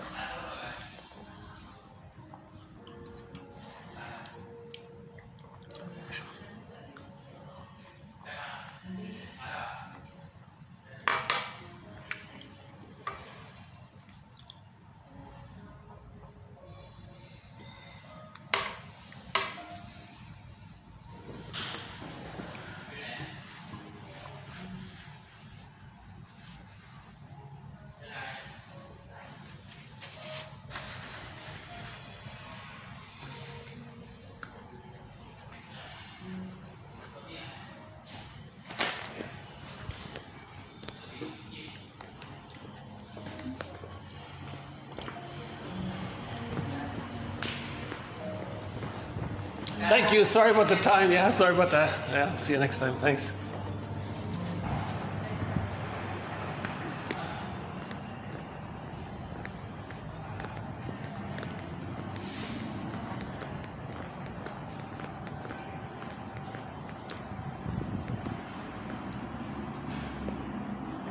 Well,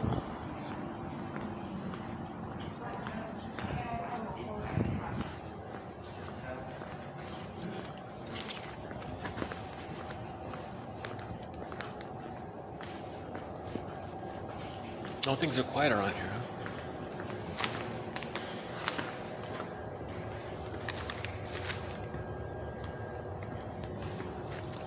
Maybe I can hang out here for a bit.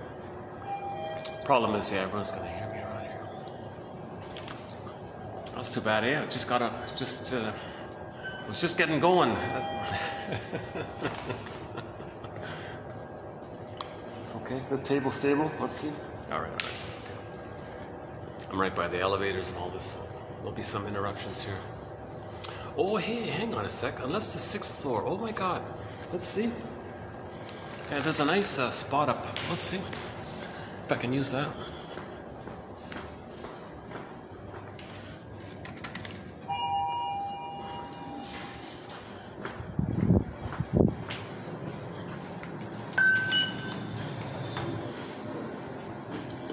Let's see if we get lucky. There was a big to-do today here on the 6th floor. Yeah, some company had a big event.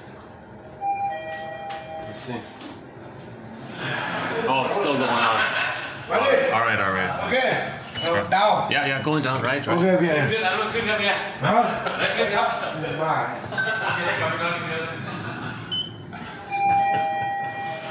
He was tipsy, huh? Yeah, going down. Yes, going down. Down.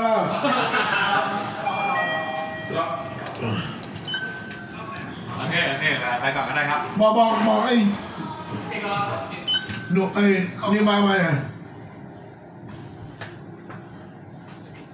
Have a party today? Okay. Party? Yeah.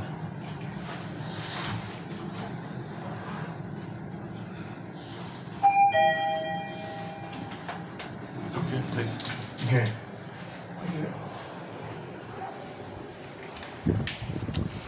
Well, so much for that idea. Okay, maybe I can hang out here by the elevators. It's nice, eh? Look at that, eh? Isn't that nice? Okay, there'll be a few interruptions with the elevators, but let's hang out here for a bit.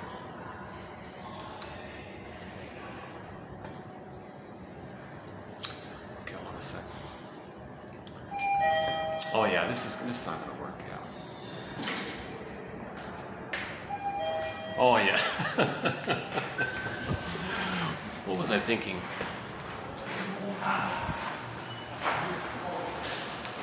You know, I know. Let me go to the. Okay, let's go to one of these parking spots. Hold on a second. It's doable. I can do the parking spot. Yeah. Let's go to this, like the entrance way to the parking.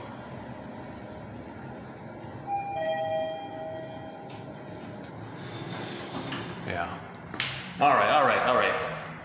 Let's hang out here for a bit. Let's see. Okay, hold on a second. Okay. Yeah, here's okay. Yeah, good. What are we doing here? I think I've got about maybe 15 to 20 minutes left. Let's see. Okay, let's finish up. So another reason why, another element on the symptom of plundering, why we pillage, right? So why we pillage, okay? Because the baby was pillaged.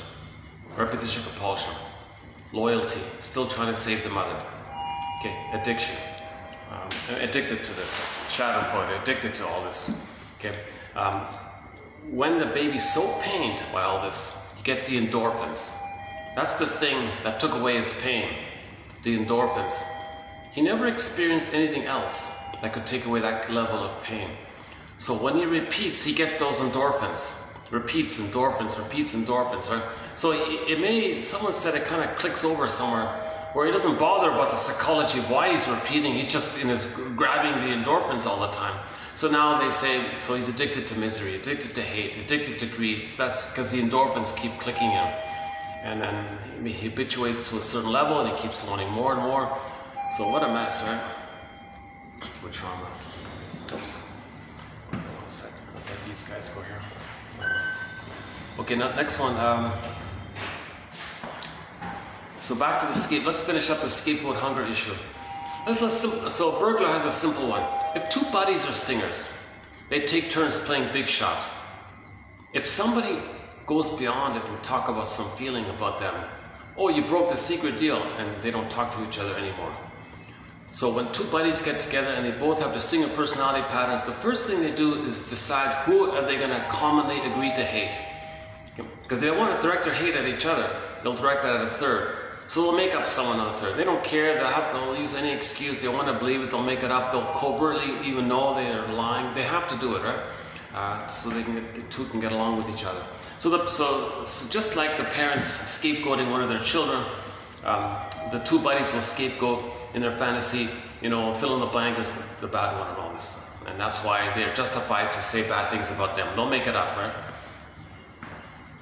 So this is a key point here. Now, what if a lot of people with a shade of beige tone of skin, shade of beige tone of skin, have distinct personality patterns? The pressure within all that, because no one wants to direct anger at each other, and they're all like stinger personality patterns, right?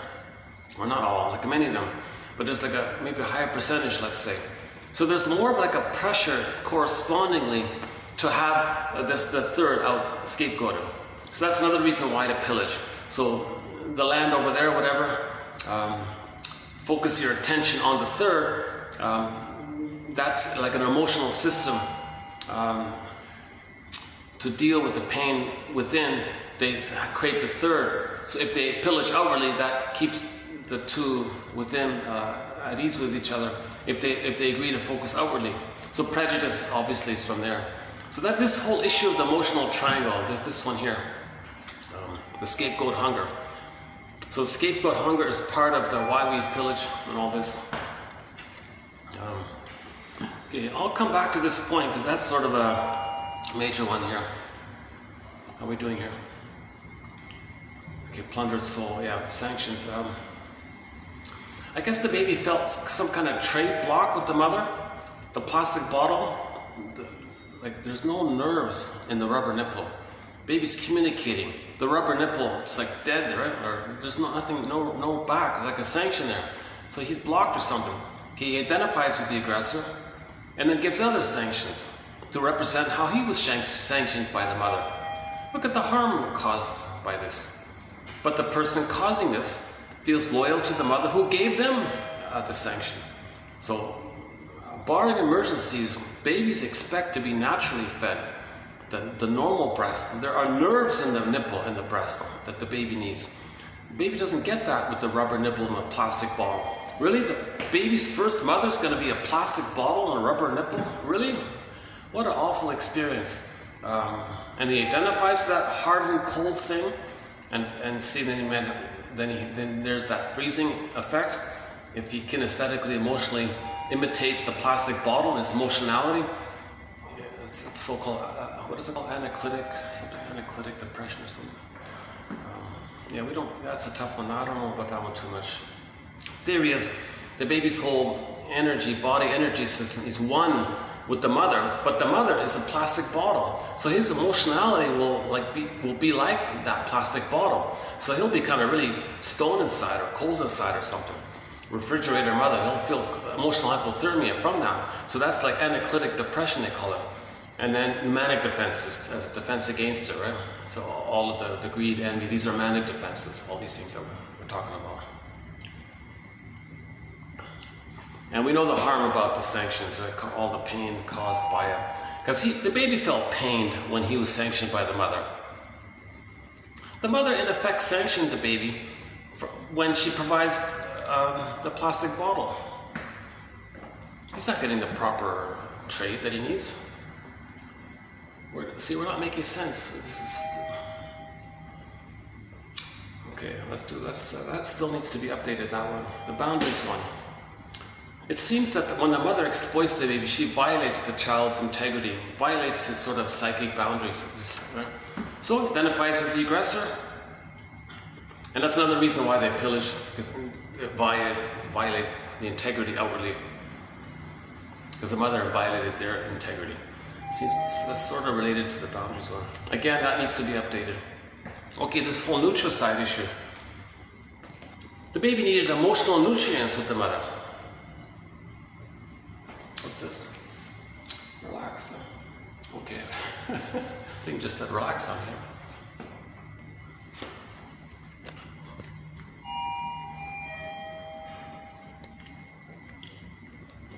Okay, hang on a second. I should bring a chair up here. This would be good.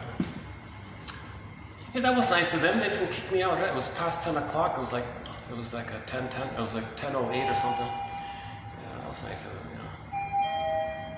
That's a good sign, you know. Yeah. Oh, they're from that big party on the 6th floor. Huh?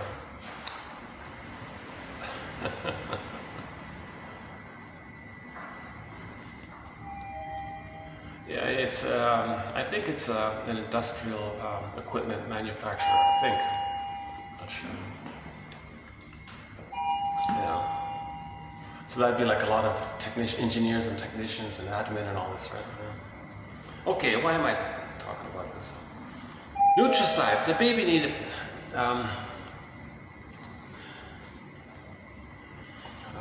He didn't get maternal nutrients. He didn't get the proper nutrients. He identifies as the aggressor. The mother deprived him of his nutrients. Hey, stock lady, who deprives the nutrients in the soil?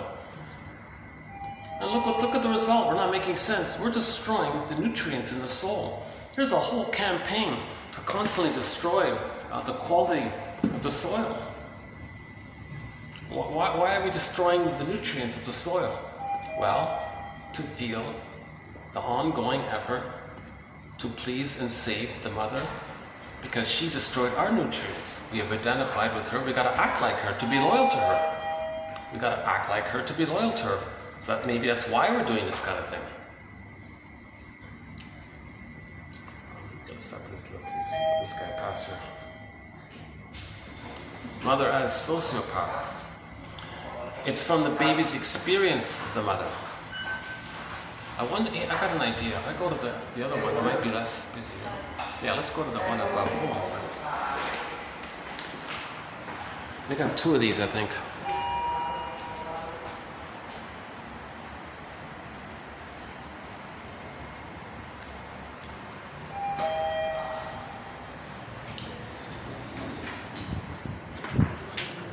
Let's see. Yeah, let's go to that. Might be less busy on the 4th. Let's try it. So, the mother did all these things. She didn't care, right? Let's see. Yeah, I thought so. Look at this. There's fewer cars here. Okay, I think there's going to be less traffic here. Let's see. What if I just stay? No, this is not good. What if I stand here? That's okay, right? No. Okay, let's just go back to it.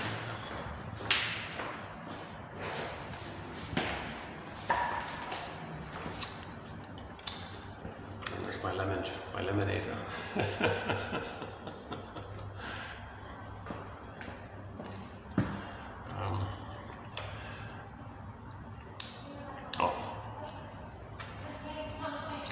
Okay, yeah. Okay, that gives me an idea. I'll just see if I can bring one like a lawn chair up here. That's okay, right? There's a bit of an echo, isn't it? Right? Like you're hearing sort of an echo. Maybe.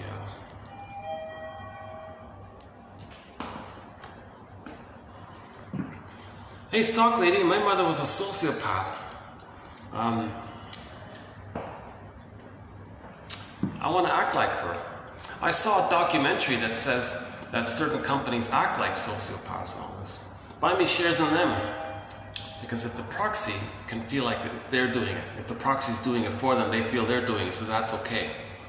To meet their needs, to be one with the mother, imitating the mother, acting like the mother. Okay. In their ongoing efforts to give the mother the love that she was missing, with the false belief that somehow magically, if they provide enough perfect fusion, the mother will feel seen and get the love that she needed. And then if she gets the love that she needed, then a time machine will be invented. The mother will change her ways. The person will get the love by the mother then, and all is good at that point. It's nonsense. Homotromicus. Not making sense. So we need psychoanalysis. We need this stuff. I wish I studied this earlier. I think everybody should get the comic Psychoanalysis. There's a comic called Psychoanalysis, 1955 comic. 4 issues were put out, 12 therapy sessions put into comic book format, and with 3 clients covering 12 sessions all in. 3 years ago, this comic got digitized by the Dark Horse Publishing Company, and last time I checked it was €15, I think. You can get it digitized. You can get that comic now on your iPhone. I think that's basic. That's basic. Everybody's gotta read that. Yes, it's a little bit dramatic, but not to the point where it's just ridiculous escapist entertainment. So yeah, we have a quote coming up about literature. He said there's two basic types of literature. There's what they call escapist literature, just to take you away, escapism, and interpretive literature, where the literature is trying to give you insights and interpretations. So this comic Psychoanalysis is more in that interpretive area, although there's a little bit of an escapist element in the colorful, dramatic expressions and all this, but not to the point where it overrides the interpretive quality. So people, like students who go to school, they study interpretive literature. They don't bother reading these nonsense, frivolous drugstore novels or whatever, because those are just, she calls it, well, it's like playing ping pong or something. You have this set fixed expectation to just repeat it to distract you away.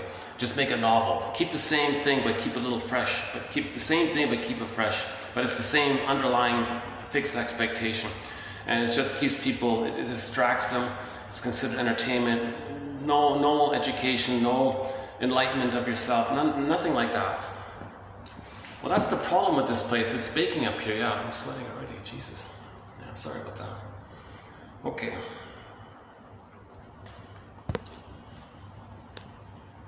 And look at the compulsion to do this, right? So the corporation acts like a sociopath, right? Another one is the immunity. That corporation's, no one's accountable, right? And it's a fiduciary responsibility.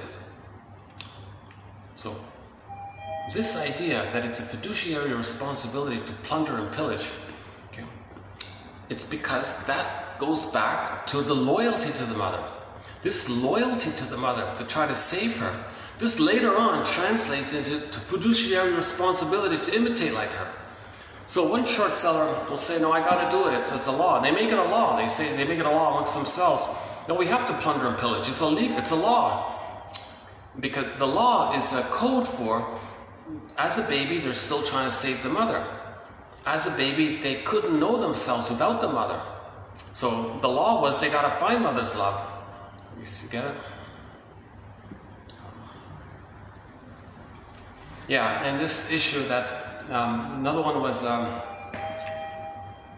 the mother got away with it. The mother had immunity. The mother did it, and mother knows best kind of thing. She exploits, and no, she's never wrong.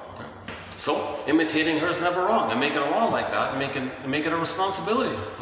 It's nonsense. We got to forgive our mothers for this. See, remember, women also have to engage in self-reflection, not just the fellows, right? Because the women are the mothers. If the women don't have self-reflection, they're just going to repeat it onto their children. So the women need to do this as well. So women need to get 1001, Windmills in the Mind. Women need to also get the comic Psychoanalysis, right? Women need to know themselves as well, right? I mentioned earlier that quote about the woman who wanted to have a child. And she said, hey, wait a minute, before I have a child, you know, I got a bad feeling about this. Let me see the shrink first. So this woman is a real case example. She went to the therapist guy and wanted to lay her ghosts to rest or something, do the therapeutic, do the analytic kind of process. Shrink said to her, you're letting me know what kind of childhood you had. She said, what do you mean? You're letting me know what kind of mother you had and how it felt being with her. What do you mean? She said. You're putting me in the role of you and you're acting like her, and I feel a tug to feel what maybe you felt with her. She got it. I don't know how well I said it, but she got it. It was a therapeutic turning point. She got it. Then later on, she had a kid. She didn't need to repeat it. She was aware of it, and then she was able to be an emotional mother. Not just physically present as a mother, but emotionally present. She could be a mother for the baby. And she didn't need to repeat onto the baby what had happened to her and her fantasy to replay what had happened to her and her fantasy to change her past. She didn't need to do all this nonsense. Okay, so because she aired it out with the therapist guy, and he brought it to her attention. The baby can't bring it to the mother's attention. The helpless baby who comes out of the uterus can't say, "Hey mother, what are you doing here? Are you treating me the way you were treated?" The baby can't say this. The baby can't say things like this. "Are you doing this out of repetition compulsion with the fantasy that you can change the past? Are you replaying something symbolic of what happened to you so you can know what happened to you?" Baby can't do this kind of thing, right? It's got to go to an adult to help in this awareness, right? Okay, yeah, it's still holding up here. I guess I have about 10 minutes left. Come on a sec. What's the next one here?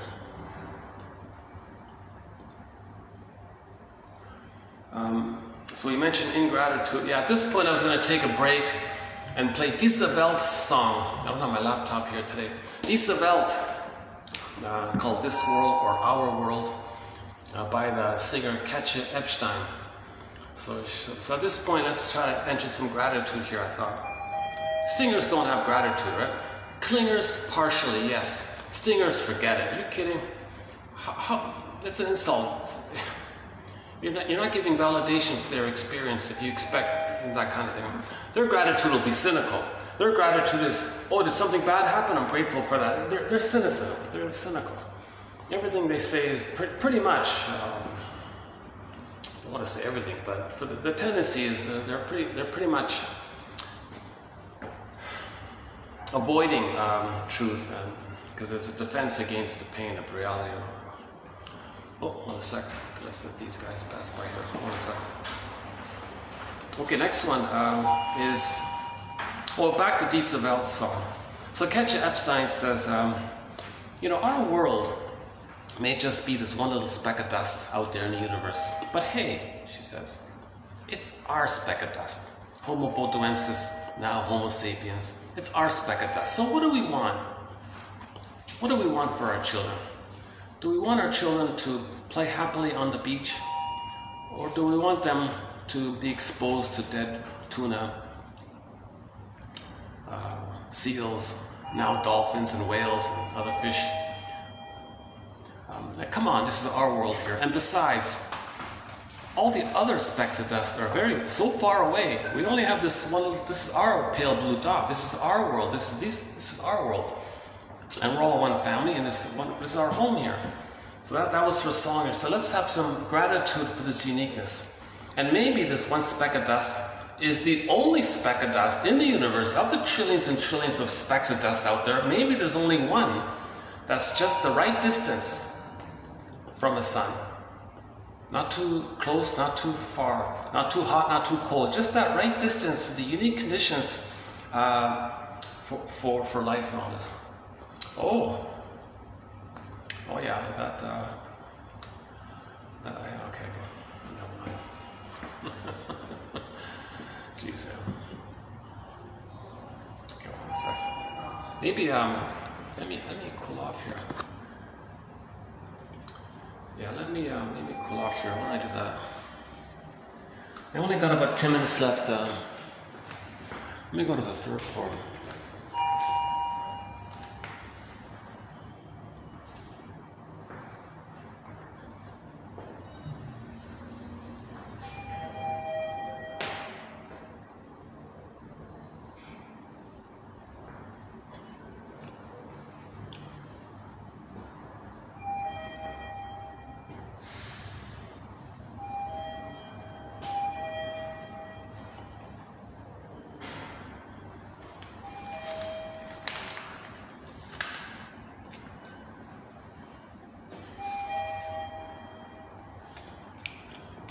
Here we go.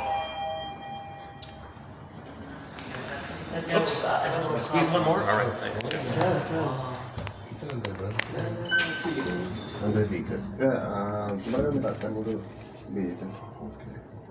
Enggak, saya turun di depan mobil dulu. 9 jam.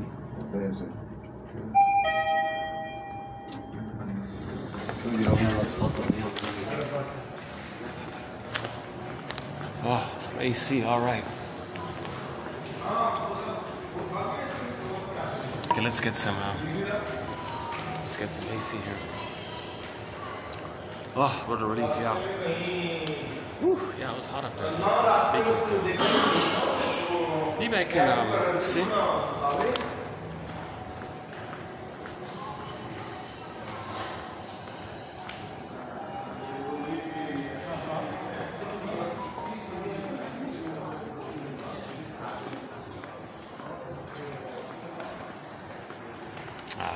Okay. So that's the front desk right there.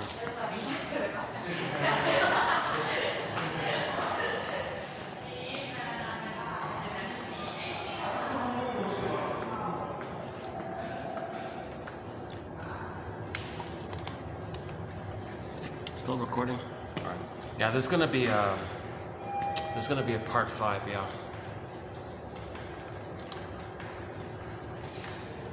Okay, in the gratitude, the evolutionary gratitude, because maybe we can develop some kind of gratitude in the sense of how long it took for everything. So all these gajillions of years it took for this one speck of dust to be in the right spot, and then all the time it took for the bacteria, which leads to oxygen, the microbes in the muck, H2O, water, finally life forms, cells. Someone joked that the cells were lonely, so the cells multiplied. Life forms, billions of years for all the life forms. Finally the monkey line, another period of time. Finally the hominid line. Let's have some gratitude. And out of the hominid line, which we're from, one adapts. That's Homo bodoensis. We all used to be Homo bodoensis. Let's have some gratitude for us. Let's have some gratitude for our earlier version of us. Homo bodoensis, it took us 1 million years to become us. Let's have some gratitude for who we used to be. Let's have some gratitude to Homo bodoensis. Homo bodoensis, it took us 1 million years to develop the court. Let's have some gratitude, evolutionary gratitude. And then we played Carl Sagan's clip and Kristen Wilson's clip. You know, there's a famous scientist. He quit his fancy job and wrote this massive scientific encyclopedia. You know what the conclusion was? His final sentence of his life's work? He was like a top guy and all this. Treat the earth at least as well as you treat yourself. Again, treat the earth at least as well as you treat yourself. That ties in with the other quote, that we're 70% water, salt water. The earth is 70% salt water. We're 70% salt water. We're kind of like from the earth kind of thing. Let's have some gratitude for this kind of recognition. This recognition is called, maybe one temporary offering is the ecological sense of self, like the ecological self, like we're from the earth kind of thing. So treat the earth at least as well as you treat yourself. An evolutionary gratitude for all the time it took to get here. Gratitude that we're the one speck of dust that's in the right spot. Let's have some gratitude here. Oh, somebody's okay, all dressed up now. Must have been some kind of. Yeah, that's quite a sheding they had up there on the 6th floor. Huh? You can notice multi-sensory. Yeah. Yeah, we don't have a thread on that one there, you know. That's why I moved it, because of one of those. All right. Never mind.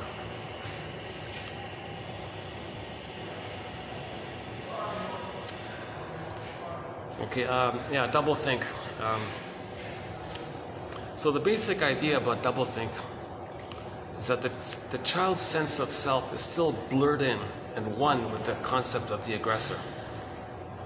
So when he's the aggressor, he's feeling what the mother did to him. He acts like the aggressor and feels what the mother did to him. So in the new situation, he'll act like the aggressor and be reminded of how the pain of the mother Hocus pocus, auto-hypnosis, double focus. The one he just shamed, he'll say, is the reason for why he feels bad. He'll project the bad breast mother onto the victim and say, oh, they're the cause for why they feel bad. No, when they repeat what the mother did to them, they're just re-triggering and reliving the pain with the mother. But they distract themselves by acting like the shaming mother who shames them, but to not feel it. They got to find someone else to stand in for them and shame them to not feel the re-triggering of it. But they do feel the re-triggering of it. So to account for why they now feel badly, hocus pocus, double focus. They'll say the victim is the aggressor. So they turn around and then use trans logic as a propaganda PR thing to create what's called an rationalization, where you want to give the appearance of being reasonable. So enter another feature of the primary process mentation is called trans logic, unconscious logic. Okay? This is when, this hijacks the idea that the baby adopts the mother's mind. Okay? Stingers will confuse others to replay how they were once confused. And when the baby was confused, he ended up identifying with the mother's voice and made the mother's voice his voice. So he recreates that, confuses others with some glittering generality, some nonsense or whatever. People feel confused. Then he says, I want this, I like this, I believe this. Then the listeners will say, oh, I like this, I want, they'll try to recreate it in others. So that, and then they will be bombastic about it, and grandiose about it, and appeal to your unconscious unmet needs, and co-opt your fixed rigid beliefs. And one of them being that, no way mother was bad, no way mother hurt me, impossible. They'll co-opt that and use it against people. So we got to face the greatest hurt of all. Women also have to face the greatest hurt of all. Mother failed me. She failed to provide a secure attachment style meaning. That's the greatest hurt of all. Then we got to go on this whole journey on understanding her, and so that we can forgive her. Not blame her, understand her. Understand her, not blame, understand. Understand, recognition, empathy, understanding, forgiveness. So the understanding is forgiveness in one part, and how you feel later on by it. So forgiveness is a feeling as well as a doing, right? So there's a yin and the yang of forgiveness. So in the word forgiveness, there's also a yin and the yang. So the act of trying to understand, that's the yang of forgiveness. And then feeling the empathy and how you feel afterwards by the forgiveness, and the feeling that you get afterwards, called the forgiveness feeling, there's the yin. So that's an important area there. Okay, this is going to cut out, what is it, 303? It usually cuts out at 208. So I guess I got about 5 minutes left. Should I continue or just maybe wind it down here for now? The next one, okay, let me just say this. So we'll continue the next, so the next video, we'll continue this in the next video, which will be 2712 part, where are we now? This is part 3 or part 4? This is part 4 of 5, so there'll be a part 5 of 5. So in the next video, mark 2712 part 5 of 5, I'll finish this for sure. 2 hours will be enough to finish the rest of this. Yeah. So we did about a third of it here. So that's good. So we'll finish it in the next video. So yeah, let's pause it here then. So in the next video, yeah, we'll continue with the nonverbal issue, controlled opposition, baby was passive, this whole invisible, like the puppet master being like an invisible force, that area. The bad breast, okay, if the baby got bad breast milk, if the baby's, then they give others bad food. That the area, issue with the food. The euphemisms one. Hey, here's a new one, yeah. We'll do this one as well. This, you know, Aletha Horner was saying, in the 70s there was all this self-help exercise to bang on a pillow. She said it's not about that. It's not about finding a rage. It's not about that. The issue is that the person had insufficient attachment. The rage is from lack of attachment. It's not about expressing a rage. That's easy. It's the focus is, where's the attachment? Where's the secure attachment? Now, the quest for attachment triggers up the loss of no existence, like emotionally. So you're afraid of that. So lack of attachment, then there's the rage. So it's not about beating the pillow and all this. Another quote, I have a confusion about this. What's her name again? Patricia Coughlin, is that right? She does an exercise with her clients. I just read it this morning. She tells her clients, okay, in your fantasy, imagine your revenge fantasies and describe it and all this, and then look into their eyes. Then you see. I don't see. She's acting out. Okay, back up. Let's forget about that one. I just found a new author by Patricia Coughlin, I think, about short-term therapy. So let's back up on that one. So let's backtrack here. So this self-help thing about banging the pillow and all this, she says, not about that. It's not about that. The issue is lack of attachment, but the memory around that leads to existential emptiness. So there's a fear of that. So lack of attachment. Then the anger comes out. So the anger is due to a lack of a secure attachment. Again, Disney film, Inside Out, lack of attachment. Joy and sadness get zooped away, anger's at the console. We got to get joy and sadness back at the console. First, we got to get sadness at the console. But sadness needs a land to stand on, a floor to stand on. That floor is called differentiation. As the person identifies the truth about themselves, sadness appears simultaneously. And then when sadness does its thing, joy can run the console. But first, sadness has got to be there. Then joy can run the console. So we'll talk about that as well as tomorrow. Okay, that slogan, principle of discovery, that's related to the prejudice of the pillage. Wait, that's the other point I missed. Oh, there's a whole group here. Yeah. Oh, group just arrived. Huh? Late flight, huh? Well, it's not too late. I think just in time for better. What is it here? Let's see.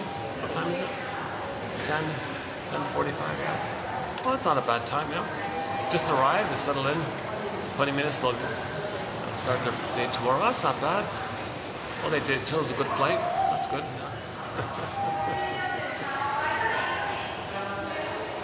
Well, they seem like generally positive spirits. They're not all grumpy and upset.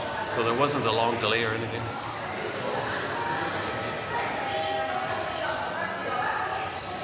Well, some of them are not happy campers. A couple of them are. Okay. Okay, we'll talk about the principle of discovery. Oh, that obnoxious slogan. Yikes. See, the mother felt that she discovered that